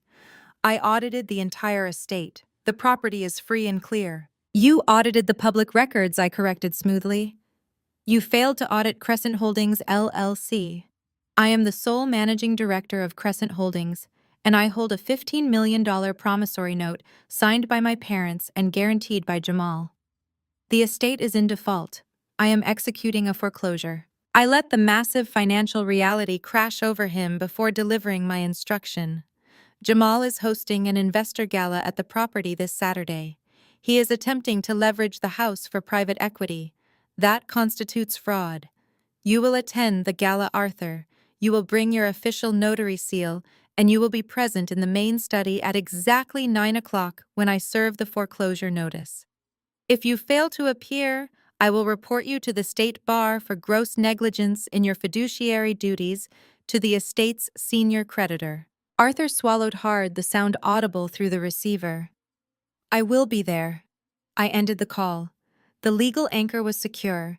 Now I needed muscle. I contacted Vanguard Security Solutions, a highly specialized private military contractor that handled corporate extractions, high-value asset seizures, and hostile board takeovers. I did not want minimum wage bouncers. I wanted absolute intimidating authority. I wired a $5,000 retainer and secured 2 elite ex-military operatives for Saturday night. Their instructions were precise. They were to arrive in tailored black suits. They were to escort me through the gala, secure the perimeter of the mansion's primary study, and ensure absolutely no one left the room once the documents were placed on the table. For the next 48 hours, I prepared. I did not visit a thrift store. I walked into the most exclusive designer boutique on Newberry Street and purchased a custom-fitted ice-white silk gown. It was sharp, severe, and projected an aura of absolute untouchable power. I returned to my apartment and finalized my documents. I placed the red envelope containing the foreclosure, noticed the promissory note, and the bearer bonds verification into a sleek, metal-framed clutch. I checked my reflection in the mirror. Free from my 9-to-5 job, free from my family's toxic expectations, I had transformed into the exact nightmare they had always tried to suppress. I cracked my knuckles, grabbed my clutch, and walked out the door. The bait was perfectly set, and the trap was ready to snap shut. The Beacon Hill mansion blazed with light against the crisp Boston night sky, standing as a towering monument to a massive, unmitigated lie. Valets in sharp red uniforms scrambled up and down the cobblestone driveway, frantically parking a steady stream of Mercedes, Bentleys, and Porsches. Jamal had spared absolutely no expense for his grand illusion. From the street, I could hear the sophisticated classical melodies of a live string quartet drifting through the open French doors, mingling with the scent of expensive catered truffle canapés and imported floral arrangements. I watched the spectacle unfold from the tinted window of my idling town car. Through the expansive bay windows, the extravagant display of stolen wealth was perfectly framed. Jamal was firmly in his element. He stood near the grand marble fireplace holding a magnum of Cristal champagne, pouring generous glasses for a tight circle of older, heavily tailored men. I recognized them instantly from my years of corporate auditing. They were the heavy hitters of Boston's private equity sector, the exact men Jamal desperately needed to bail out his sinking commercial condo developments. He gestured broadly to the custom mahogany walls and the antique crystal chandeliers, visibly leveraging the historic estate as proof of his impeccable financial standing. I could read his arrogant posture from the driveway. He was explicitly telling the managing partner of State Street Capital that the estate was owned free and clear, presenting it as a generational anchor for his upcoming corporate expansions. Every single word out of his mouth was an act of deliberate wire fraud, a federal offense committed in front of a dozen high-net-worth witnesses.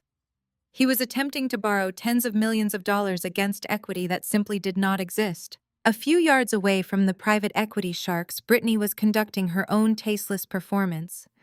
She wore a plunging emerald gown that likely cost more than a junior auditor's annual salary, her neck heavy with a cascade of brilliant cut diamonds. Those were my diamonds, technically. They had been purchased with the liquid cash my parents had fraudulently siphoned out of Crescent Holdings. She was literally wearing my collateral. Brittany held a smartphone attached to a blinding ring light, spinning slowly to capture the opulence of the grand foyer for her thousands of social media followers. Her high-pitched practiced laugh pierced through the heavy bass of the ambient music. She was loudly boasting about her exhausting renovations and how challenging it was to maintain a historic property, completely ignoring the fact that she had not paid a single mortgage premium or property tax bill in her entire life. She was a parasite wearing a crown of stolen jewels, vlogging her own financial execution. My two private security operatives sat silently in the front seats of the town car, monitoring the perimeter with clinical military precision. They were broad-shouldered, imposing men wearing tailored black suits and communication earpieces. I checked the time on my phone. 8:55. Right on cue, Arthur Caldwell's sleek silver sedan pulled up to the curb directly behind my vehicle. The senior estate lawyer stepped out, clutching a thick leather briefcase to his chest, his face pale, sweaty, and tight with extreme anxiety. The trap was fully primed. I opened the car door and stepped out into the biting night air. The ice-white tailored designer silk suit fit me flawlessly, a stark and deliberate contrast to the dark, muted tones of the winter evening. It was the armor of an apex predator. I was no longer the exhausted, compliant cubicle worker drowning in corporate spreadsheets. I was no longer the discarded daughter. I was the senior secured creditor arriving to collect my debts. My security detail flanked me instantly, matching my purposeful stride as we walked up the sweeping limestone steps. Arthur Caldwell trailed nervously a few paces behind us, his breathing shallow and rapid. The heavy mahogany double doors were propped wide open to welcome the city's elite. I did not pause at the threshold. I walked directly into the grand foyer, the sharp, authoritative click of my stilettos cutting straight through the ambient noise of the party. My presence was a violent disruption to their carefully curated aesthetic. Several investors turned their heads, their conversations halting mid-sentence as they took in my entrance and the towering, heavily armed security guards by my side. The wave of disruption rippled across the room until it reached the grand fireplace. Brittany spun around, her ring light sweeping across my face. The practiced, vapid influencer smile instantly vanished, replaced by a mask of sheer, unadulterated fury. She lowered her phone, her eyes darting from my expensive designer suit to the imposing men flanking me. She had explicitly expected a broken, unemployed woman arriving in thrift store rags begging for a scrap of relevance. She could not comprehend the powerful, untouchable figure standing in her stolen foyer. Brittany marched across the marble floor, her emerald gown trailing aggressively behind her. She did not bother to lower her voice, actively ensuring the surrounding venture capitalists heard her display of dominance. "I told the event guards no strays," Brittany snapped, waving a manicured hand dismissively toward the door. She glared at my security detail, foolishly mistaking them for the event staff Jamal had hired for the evening. "Throw her out, right now." My operatives remained perfectly still, their hands clasped loosely in front of them, their eyes locked straight ahead. They did not even flinch at her command. Brittany's face flushed red with indignation. She opened her mouth to shriek another demand, ready to make a massive, humiliating public scene. Before she could utter a single syllable, a voice cut through the heavy tension of the foyer. Arthur Caldwell stepped out from the shadows behind me, gripping his leather briefcase so tightly his knuckles were white. He adjusted his glasses, looking directly at my infuriated sister. "She has every legal right to be on the premises, Brittany." Brittany stood entirely paralyzed. Her mouth opened and closed in a silent display of complete shock. She looked at Arthur Caldwell, the family's trusted estate lawyer, and then back at me. The heavy emeralds around her neck suddenly looked less like a crown and more like a very expensive leash. She lacked the mental agility to process the legal reality Arthur had just dropped on her. I did not wait for her brain to catch up. I stepped right past her. My security operatives moved with seamless, terrifying efficiency, parting the sea of bewildered socialites and caterers who had gathered to witness the altercation. Arthur Caldwell followed closely behind my security detail, clutching his leather briefcase like a physical shield against the incoming fallout. I walked directly into the grand ballroom, stepping onto the main stage of Jamal's fraudulent theater. The room was packed with the exact demographic of old money and new capital Jamal desperately needed to survive. Waiters wove through the crowd, carrying silver trays of vintage champagne and imported oysters. The air smelled of expensive cologne, roasted truffles, and utter desperation. At the far end of the ballroom, towering above the guests on the landing of the sweeping marble staircase, stood Jamal. He was completely in his element. He held a sleek wireless microphone, projecting his voice over the ambient hum of the party with the practiced cadence of a seasoned con artist. He was speaking directly to a tight cluster of men standing at the base of the stairs.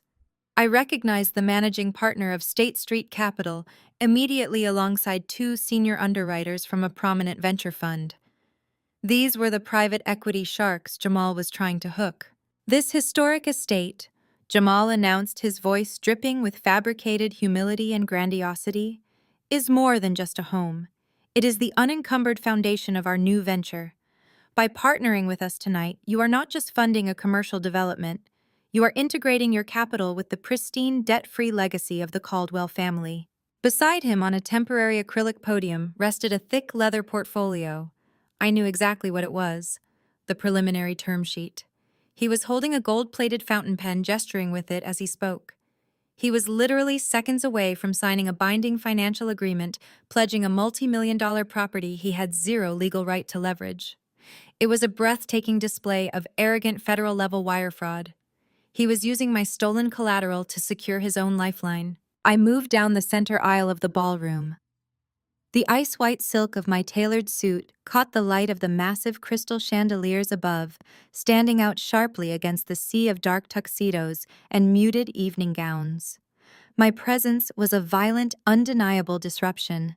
My two operatives flanked me, their imposing size and cold military stares causing the crowd of bankers and investors to instinctively step back.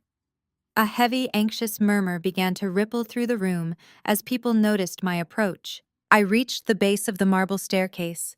Jamal was too focused on securing the signature of the State Street Capital partner to notice the sudden freezing shift in the room's energy. I placed my hand on the polished mahogany banister and began to ascend. My heels clicked sharply against the marble. The sound was rhythmic, authoritative, and completely unavoidable.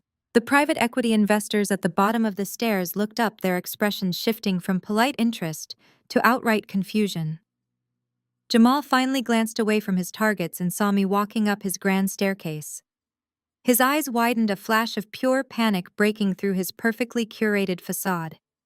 He tightened his grip on the microphone, attempting to maintain his composure in front of the men who held his financial survival in their hands. I reached the landing just as he raised his gold-plated pen, preparing to sign the term sheet to a round of polite manufactured applause. I did not shout. I did not make a frantic, emotional scene.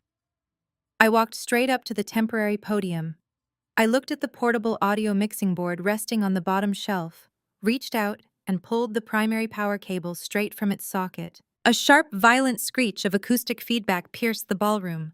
Several guests physically recoiled, covering their ears. Then dead, suffocating silence fell over the entire mansion. The string quartet in the corner abruptly stopped playing. Jamal jerked his head toward me. His perfect, arrogant smile dissolved instantly into a mask of absolute, unhinged fury.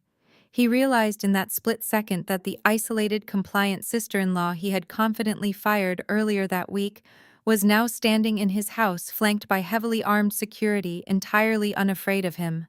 "Are you insane?" Jamal snarled, dropping the dead microphone onto the podium. He took an aggressive step toward me, his voice dropping to a vicious, panicked whisper meant only for my ears. "Get off my stage. Security. I need security up here right now." My two operatives immediately stepped onto the landing, placing their massive frames directly between Jamal and me. They effectively boxed him into the corner of his own staircase. Jamal recoiled, his eyes darting frantically as he suddenly realized these men did not work for the event planning company. He was entirely trapped. I ignored his panic. I turned my back on him, stepping up to the very edge of the landing. I looked directly down at the managing partner of State Street Capital and the rest of the private equity team gathered at the base of the stairs. They were staring up at me, sensing the catastrophic financial implications of the moment. "Gentlemen," I said, my voice projecting clearly through the silent, breathless room, "you cannot accept a pledge on an asset this man does not own." The managing partner of State Street Capital froze. His gold-plated pen hovered a fraction of an inch above the signature line of Jamal's term sheet. The other venture capitalists exchanged sharp, calculating glances. In the world of high finance, a public accusation of title fraud was not a dramatic family squabble. It was a blaring, neon-red siren. The partner slowly lowered his pen and took a deliberate step backward, physically distancing himself from the podium. "This is a pathetic, hysterical stunt," Jamal hissed, his voice cracking as he scrambled to salvage the sinking ship. He turned his charismatic salesman smile back on the investors, though a thick bead of sweat was now rolling down his temple. "Gentlemen, please. This is my sister-in-law. She was recently terminated from her corporate position and is clearly experiencing a mental break. The estate is perfectly clear. I have the municipal tax records right here." "Tax records do not show private encumbrances, Jamal," I replied, my voice steady, cutting through his desperate spin. "And you are attempting to secure institutional capital using stolen leverage." Before Jamal could issue another lie, a chaotic flurry of movement erupted at the base of the staircase. The crowd of elite guests violently parted, shoved aside by a flash of emerald silk and flashing diamonds. Brittany stormed up the marble steps, her face contorted in a mask of absolute unhinged rage. She bypassed the investors entirely, marching straight up to the landing until she was inches from my private security detail. The operatives smoothly shifted their weight, crossing their arms to form an impenetrable human wall between my sister and me. "Get out of my house!" Brittany shrieked, her high-pitched voice echoing off the vaulted ceiling. She pointed a trembling, manicured finger at my face. "You are trespassing. The will gave me this house. It is mine. My parents left everything to me. I have the signed papers from the probate court." She turned to the stunned crowd below, wildly gesturing to the crystal chandeliers and the mahogany walls, seeking validation from the audience she so desperately craved. "She got nothing. She was completely cut out of the inheritance. She is just a jealous, bitter failure trying to ruin my housewarming party." I did not flinch. I did not raise my voice. I simply stepped slightly to the side, clearing a path for the man standing quietly in the shadows of the landing. Arthur Caldwell stepped forward. The collective intake of breath from the Boston elite gathered below was audible. Arthur was not just any lawyer. He was a cornerstone of the city's old-money legal establishment. His presence instantly legitimized the disruption. He walked to the acrylic podium, completely ignoring Jamal, and placed his heavy leather-bound briefcase directly on top of the fraudulent private equity term sheet. He snapped the brass locks open. The sharp clicks echoed like gunshots in the silent ballroom.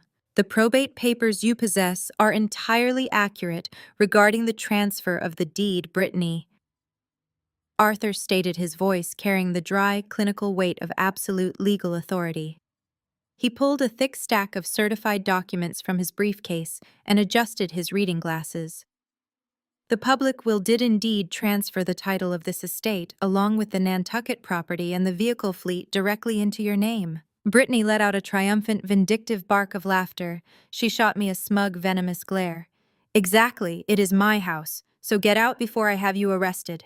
However, Arthur continued, raising his voice slightly to command the room, a transfer of title does not extinguish existing debt. Under standard property law, you inherited the assets subject to all attached liabilities, and the title to this estate is massively encumbered.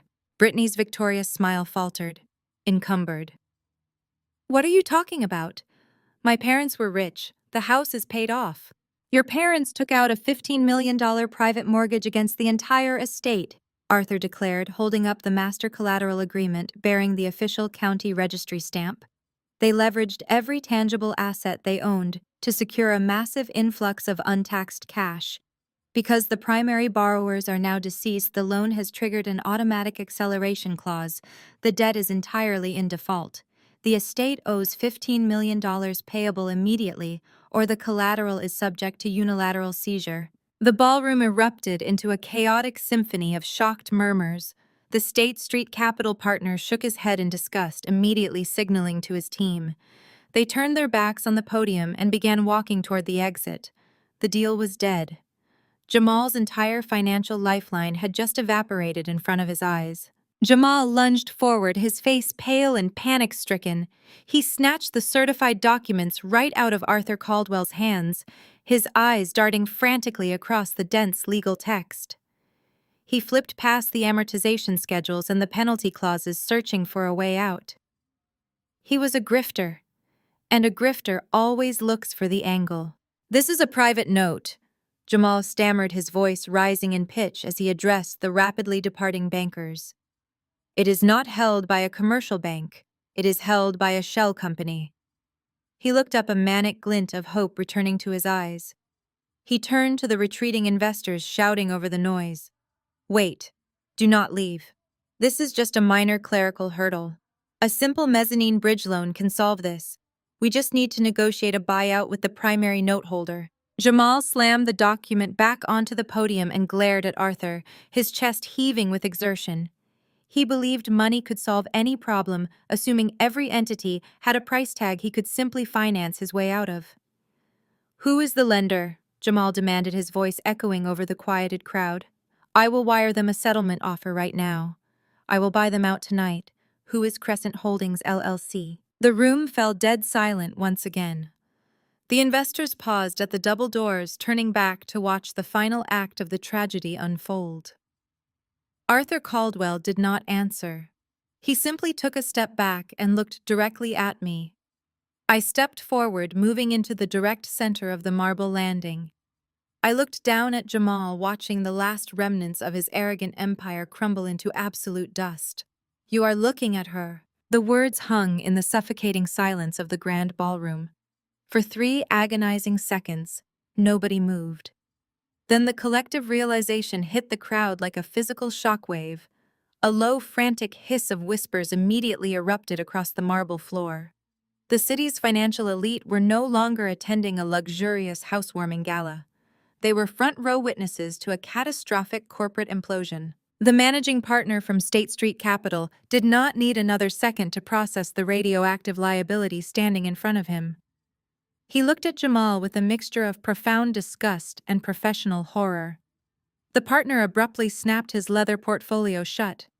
The heavy thud of the binder closing echoed like a gavel striking a sound block. His 2 senior underwriters mirrored the action instantly, securing their documents and taking 3 synchronized steps backward. They were actively, physically severing themselves from Jamal. This deal is dead. The managing partner stated, his voice a low, gravelly baritone that cut through the surrounding whispers. Do not ever contact my firm again. He turned on his heel and strode toward the double doors, his team trailing closely behind him. Jamal watched his multi-million-dollar salvation walking out of the mansion. The panic in his chest bubbled up into his throat. His perfectly gelled hair was beginning to lose its shape, and a dark patch of sweat was rapidly forming at the collar of his custom-tailored tuxedo. He lunged toward the descending investors, nearly tripping over the edge of the marble landing. Wait! Gentlemen, listen to me, Jamal pleaded, his voice cracking with sheer desperation.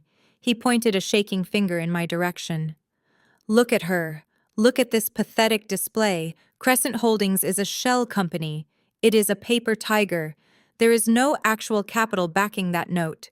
She is a disgruntled, unemployed office worker playing a desperate game of dress up. She does not have the liquid cash to execute a foreclosure of this magnitude. The investors did not even pause their retreat, disappearing into the foyer. Jamal spun back to face me, his chest heaving. The charming, arrogant developer had vanished entirely. In his place stood a cornered, terrified fraudster. He gripped the edges of the acrylic podium, his knuckles turning white, attempting to project an authority he no longer possessed. I will tie you up in litigation for the next decade, Jamal snarled, spittle flying from his lips.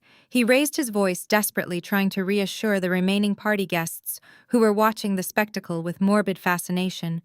You have no idea what you have just done. I have retained the best corporate defense attorneys in Boston.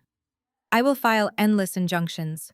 I will dispute the validity of the promissory note. I will drag Crescent Holdings through discovery until you are entirely bankrupt. You cannot afford to fight me, Natalie. That shell company is completely worthless. I watched him unravel with absolute ice-cold clarity. I did not raise my voice to match his panic. I did not need to. True power never needs to shout. I slowly unclasped the sleek metal-framed clutch in my hand. I reached inside and withdrew a crisp, embossed folder bearing the insignia of one of the world's most prestigious wealth management institutions. I took a measured step forward, closing the distance between us until I was standing directly in front of the podium. My security operatives mirrored my movement, their presence an undeniable wall of force at my back. I opened the folder and extracted a single heavily watermarked sheet of paper. I did not hand it to Jamal. I held it up, ensuring the bright lights of the crystal chandeliers caught the certified holographic seals. You always fundamentally misunderstood how old money operates, Jamal, I said, my voice carrying effortlessly across the silent ballroom. My parents did not trust you. They never trusted you. They knew your commercial real estate ventures were built on leverage and lies. They anticipated your eventual default. Crescent Holdings is not a worthless shell company. I lowered the document slightly, looking directly into his wide, terrified eyes. Crescent Holdings currently holds $25 million in liquid, fully vested biotech stock. That capital is completely unencumbered and accessible to me within 24 hours. The color drained instantly from Jamal's face. His jaw went slack. The illusion of his impending legal defense shattered into pieces. I am not a vulnerable, unemployed worker you can bully in a courtroom. I continued, my tone dropping to a lethal, unyielding frequency. I have infinite capital to crush you, Jamal. I can fund a team of ruthless litigators until the end of time. You cannot outspend me. You cannot outlast me. You cannot negotiate your way out of this. I let the devastating financial reality settle over him before delivering the final, inescapable truth. You thought you manipulated your way into an empire, but you inherited a mountain of debt. I inherited the bank. A collective gasp rippled through the guests. The sheer scale of the deception and the ruthlessness of the trap left the Boston elite entirely paralyzed. Standing a few feet away, Brittany had been listening to the exchange with a blank, uncomprehending stare. Her brain was violently struggling to process the collapse of her entire universe. The Beacon Hill mansion, the imported cars, the luxury vacations, the status she had built her entire identity around. None of it belonged to her. She was millions of dollars in debt, married to a man who had just committed federal wire fraud in front of a room full of witnesses. She looked down at the massive emeralds resting against her chest. The jewels suddenly represented impending criminal investigations and absolute crushing poverty. She looked up, her gaze locking onto my ice-white designer suit. I was standing in her house, holding the power to evict her onto the street. The sister she had spent a lifetime mocking, degrading, and intentionally pushing down the stairs of our family hierarchy was now the absolute master of her fate. The realization broke her mind.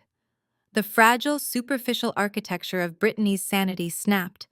Her perfectly contoured face twisted into something entirely unrecognizable. The elegant socialite vanished, replaced by an entity consumed by pure, unadulterated madness. She let out a guttural, feral scream that tore through the ballroom, a sound devoid of any human rationality. Brittany lunged forward, her high heels slipping wildly against the polished marble landing. Her arms' extended fingers curled into sharp, rigid hooks. She threw her entire body weight toward me, her manicured claws aimed directly at my face. I did not move a single muscle. I did not even blink.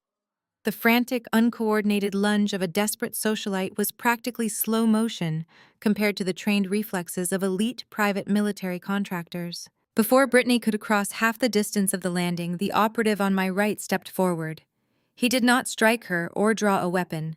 He simply raised a solid, immovable forearm and intercepted her momentum with the efficiency of a brick wall. The impact abruptly halted her trajectory.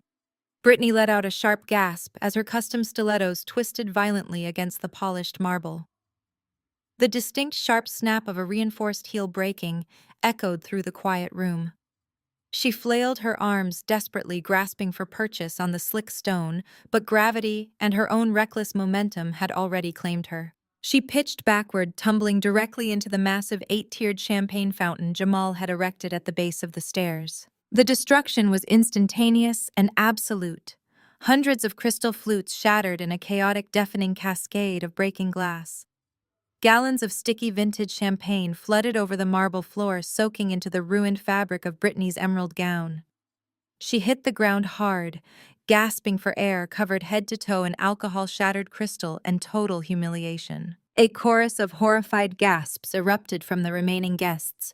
People scrambled backward, pulling their expensive dresses and tailored trousers out of the way to avoid the spreading tidal wave of champagne. I walked slowly down the remaining steps. The sharp, authoritative clack of my heels cut completely through the sound of dripping liquid and panicked murmurs. I stopped right at the edge of the sparkling glass-filled puddle. I looked down at the pathetic, shivering heap that used to be my golden child sister. The heavy diamond necklace she wore now looked like an iron chain dragging her to the bottom of the ocean. I reached into the inner pocket of my silk blazer and extracted the thick red legal envelope. I held it out for a brief second, ensuring the entire room understood exactly what it was before letting it drop. It landed with a wet slap directly onto Brittany's soaked chest. "This is a notice of foreclosure," I stated, my voice echoing off the vaulted ceilings, clear and devoid of any sympathy. "The estate has missed consecutive payments for 60 days. You are entirely in default. You have exactly 30 days to pack your things and vacate my property." The finality of the statement broke whatever spell was holding the crowd hostage. The exodus was immediate and ruthless. The venture capitalists and private equity managers did not even bother saying goodbye. They power-walked toward the grand foyer, frantically signaling their valets and pulling on their overcoats. The rest of the Boston elite followed suit, fleeing the toxic fallout of a collapsed empire.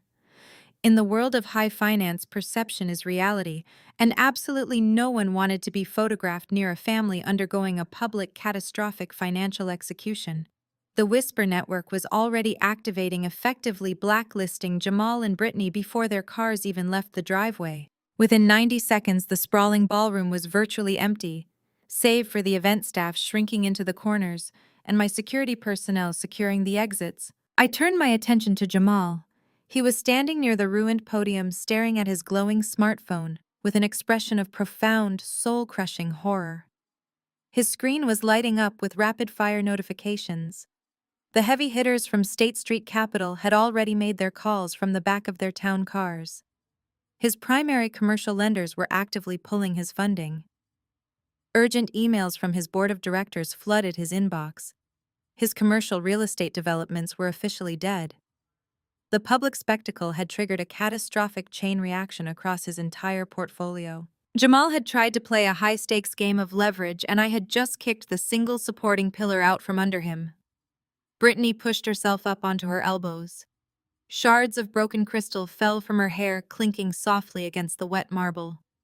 She looked around the empty room, the reality of her total social and financial annihilation finally penetrating her shock. The guests had vanished. The music had stopped. The grand illusion was over. She turned her tear-streaked face toward her husband, reaching a trembling, blood-stained hand toward him. Jamal. She sobbed, her voice a pathetic, high-pitched whine that bounced off the empty walls. Jamal, do something. Call your corporate lawyers. Fix this. Jamal slowly lowered his phone. He looked down at the woman he had married solely for her perceived wealth and status. The charming, supportive mask of the perfect husband completely dissolved, replaced by a cold, calculating disgust. He surveyed the ruined dress, the soaked hair, the red envelope resting on her chest. He was a parasite, and the host had just died. There was nothing left for him to feed on. You are broke, Britt, Jamal said, his voice dripping with absolute revulsion. You are nothing but a liability. He did not offer her a hand. He did not show an ounce of compassion. He simply turned his back on his crying wife, stepped carefully over a large pile of shattered crystal, and began walking toward the front double doors. I am calling my divorce attorney, he announced without looking back. 30 days later, the panoramic view of downtown Boston from my top-floor corner office served as a quiet reminder of my new reality. The floor-to-ceiling windows bathed the sleek, ultra-modern space in natural light, catching the edge of my heavy glass desk and the polished chrome of the fixtures. I sat in a high-backed ergonomic chair, reviewing the final asset transfer documents for the estate. The foreclosure had executed flawlessly. The house was mine, completely unencumbered by Jamal's fraudulent schemes or Brittany's delusions of grandeur. The soft chime of my intercom broke the silence. My executive assistant Claire spoke with a tight professional edge to her voice. Ms. Wilson, I apologize for the interruption. There is a situation in the ground floor lobby. A woman claiming to be your sister is currently screaming at the security desk. She is demanding to be let up and is refusing to leave the premises. Should I have building security escort her out? I did not look up from the financial reports. I had expected this visit.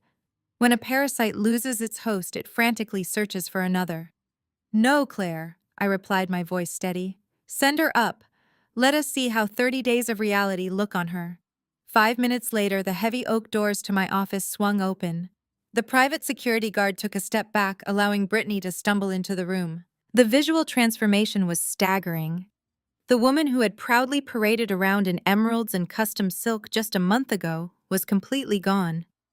Brittany looked spectacularly haggard. Her blonde hair, usually styled into a flawless blowout, was pulled back into a messy, uneven knot. She wore a beige trench coat from at least 3 seasons ago, wrinkled at the sleeves, and carried a scuffed mid-tier leather handbag that the old Brittany would not have even given to her maid.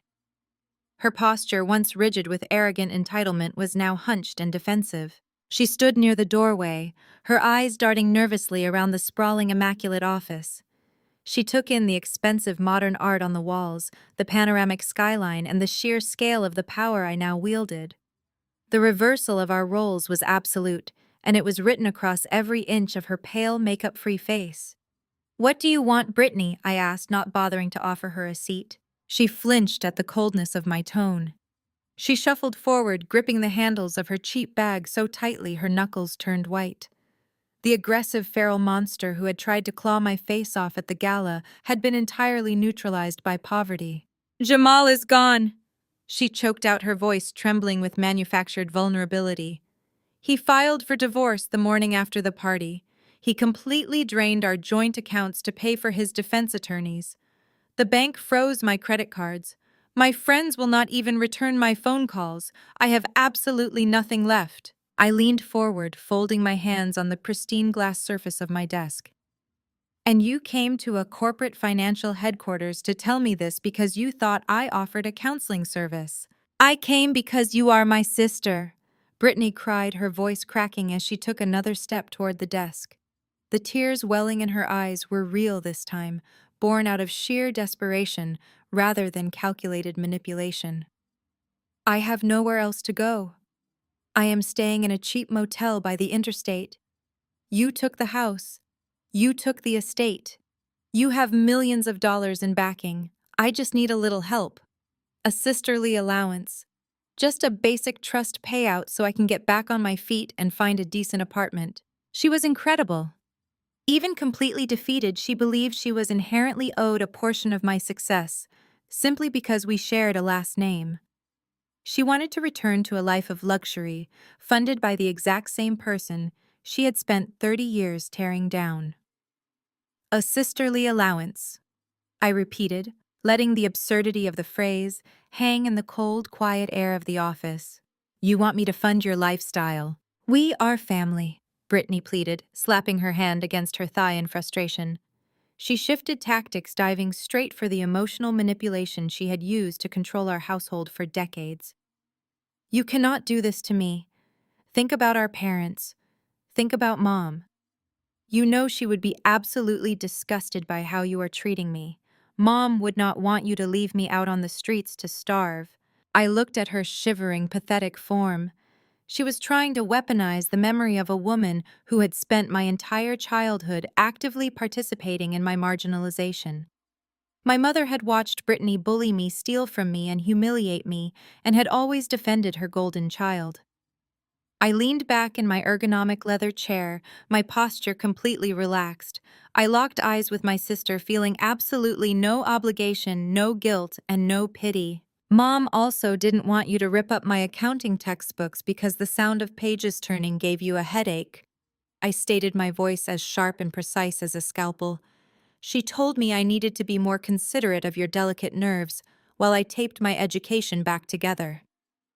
Brittany's mouth opened, but no sound came out. The memory effectively dismantled her entire defense. But as our parents taught me very early on, I continued, offering a cold, razor-thin smile. We all have to live with disappointment. I raised my hand and pointed a single perfectly manicured finger directly toward the heavy oak doors leading out to the hallway. I'd offer you money for an Uber, but my cash is tied up in real estate. The operative at the door stepped forward, placing a firm, unyielding hand on Brittany's shoulder. She flinched, the last remnants of her defiance evaporating under the stark, unforgiving fluorescent lighting of the executive corridor. She did not scream. She did not fight. The absolute finality of my words had stripped away her lifelong delusion, leaving nothing but the hollow shell of a woman who finally understood she had lost. She clutched her scuffed handbag to her chest, her shoulders slumped in defeat, and allowed herself to be guided out of my office. I watched quietly through the glass walls as she shuffled toward the elevator bank, a gray, defeated silhouette entirely swallowed by the corporate machine she had once mocked. The fallout over the next 6 months was swift, surgical, and violently public. Jamal's desperate scramble to secure emergency bridge loans triggered a wave of mandatory audits. Once the institutional investors pulled their funding, the federal authorities moved in. Agents from the Securities and Exchange Commission raided his downtown offices on a rainy Tuesday morning, hauling out dozens of boxes filled with fabricated ledgers and encrypted hard drives. The charges brought against him were staggering: wire fraud, bank fraud, and massive corporate tax evasion.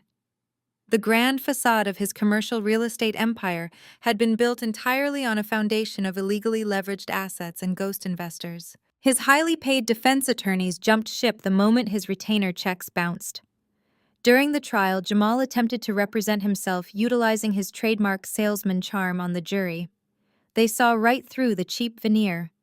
He was sentenced to 15 years in federal prison, his assets seized, and his name permanently etched into the record books as one of Boston's most spectacular corporate failures. The man who had sneered at my spreadsheets was ultimately brought down by forensic accountants, tearing his life apart line by line. Brittany's descent was equally absolute. Without Jamal's fraudulent cash flow and decisively cut out of our parents' heavily leveraged estate, she was left with nothing but a mountain of compounding credit card debt. The luxury lifestyle vlogger, who once broadcasted her designer unboxings to thousands of envious followers, abandoned her channels overnight. There was no grand comeback.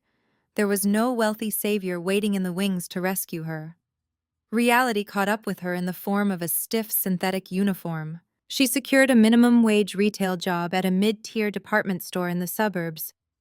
The woman who used to scoff at high-street fashion now spent her days folding discounted sweaters and standing behind a glaringly bright cash register. She endured the chafing of the polyester uniform against her skin and the aching arches of her feet from standing for 8-hour shifts.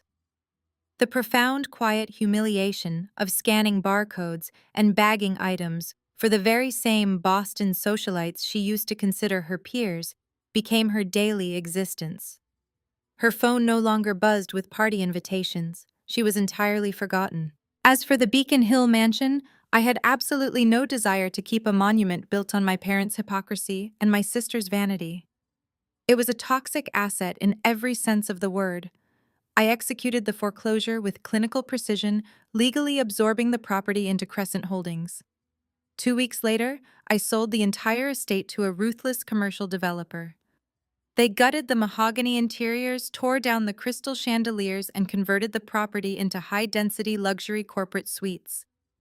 The familial slate was wiped completely clean. Combining the massive profits from the estate sale with the $25 million in liquid biotech stock, I possessed a war chest that rivaled the city's oldest money. But I did not buy sports cars, and I did not plan lavish, attention-seeking vacations. I invested my capital in leverage of a completely different kind. I established Vanguard Financial Forensics, a highly specialized accounting and private investigation firm located right in the heart of the financial district. We catered to high-net-worth corporate clients, but our true mission operated quietly behind the scenes. I dedicated an entire fully funded division of my firm to pro bono work, specifically targeting complex cases of financial abuse. We tracked down hidden offshore accounts, unraveled shady shell companies, and exposed fraudulent ledgers for women who were being systematically starved of their resources by abusive, manipulative partners. We gave them the undeniable proof they needed to fight back in court. We handed desperate, terrified women dossiers containing the exact locations of their spouses' hidden assets. We gave them their freedom. I took the very accounting skills my family had dismissed as boring office work and turned them into an unstoppable weapon for justice. The day we secured our 50th major court victory, I found myself standing on the wraparound balcony of my penthouse office. The heavy glass doors were pinned open, letting in the cool, crisp evening breeze rolling off the harbor. Below me, the city of Boston was a sprawling, infinite grid of glowing amber lights and crawling traffic. It was a city that respected absolute power, unyielding capital, and strategic leverage, and I now held all three in the palm of my hand. I raised a heavy porcelain mug to my lips and took a slow sip of black coffee. The bitter, grounding taste anchored me to the present moment. I thought about the scared, exhausted girl who used to sit in the shadows of tense family dinners, quietly enduring the mockery, the gaslighting, and the constant dismissal. She felt like a lifetime away, a stranger I had long since outgrown and left behind. My parents had actively tried to bury me under the weight of their profound disappointment. Jamal had tried to crush me with his unearned arrogance. Brittany had tried to humiliate me for simply existing in her space. They had all confidently bet against me, absolutely certain that I would quietly accept my assigned role as the pathetic family failure. They were wrong. I looked out over the glittering skyline as the sun dipped below the horizon, painting the scattered clouds in brilliant shades of bruised purple and vibrant gold. I was no longer just a survivor of a deeply toxic family dynamic. I was the architect of my own empire. I was the undisputed master of my own life.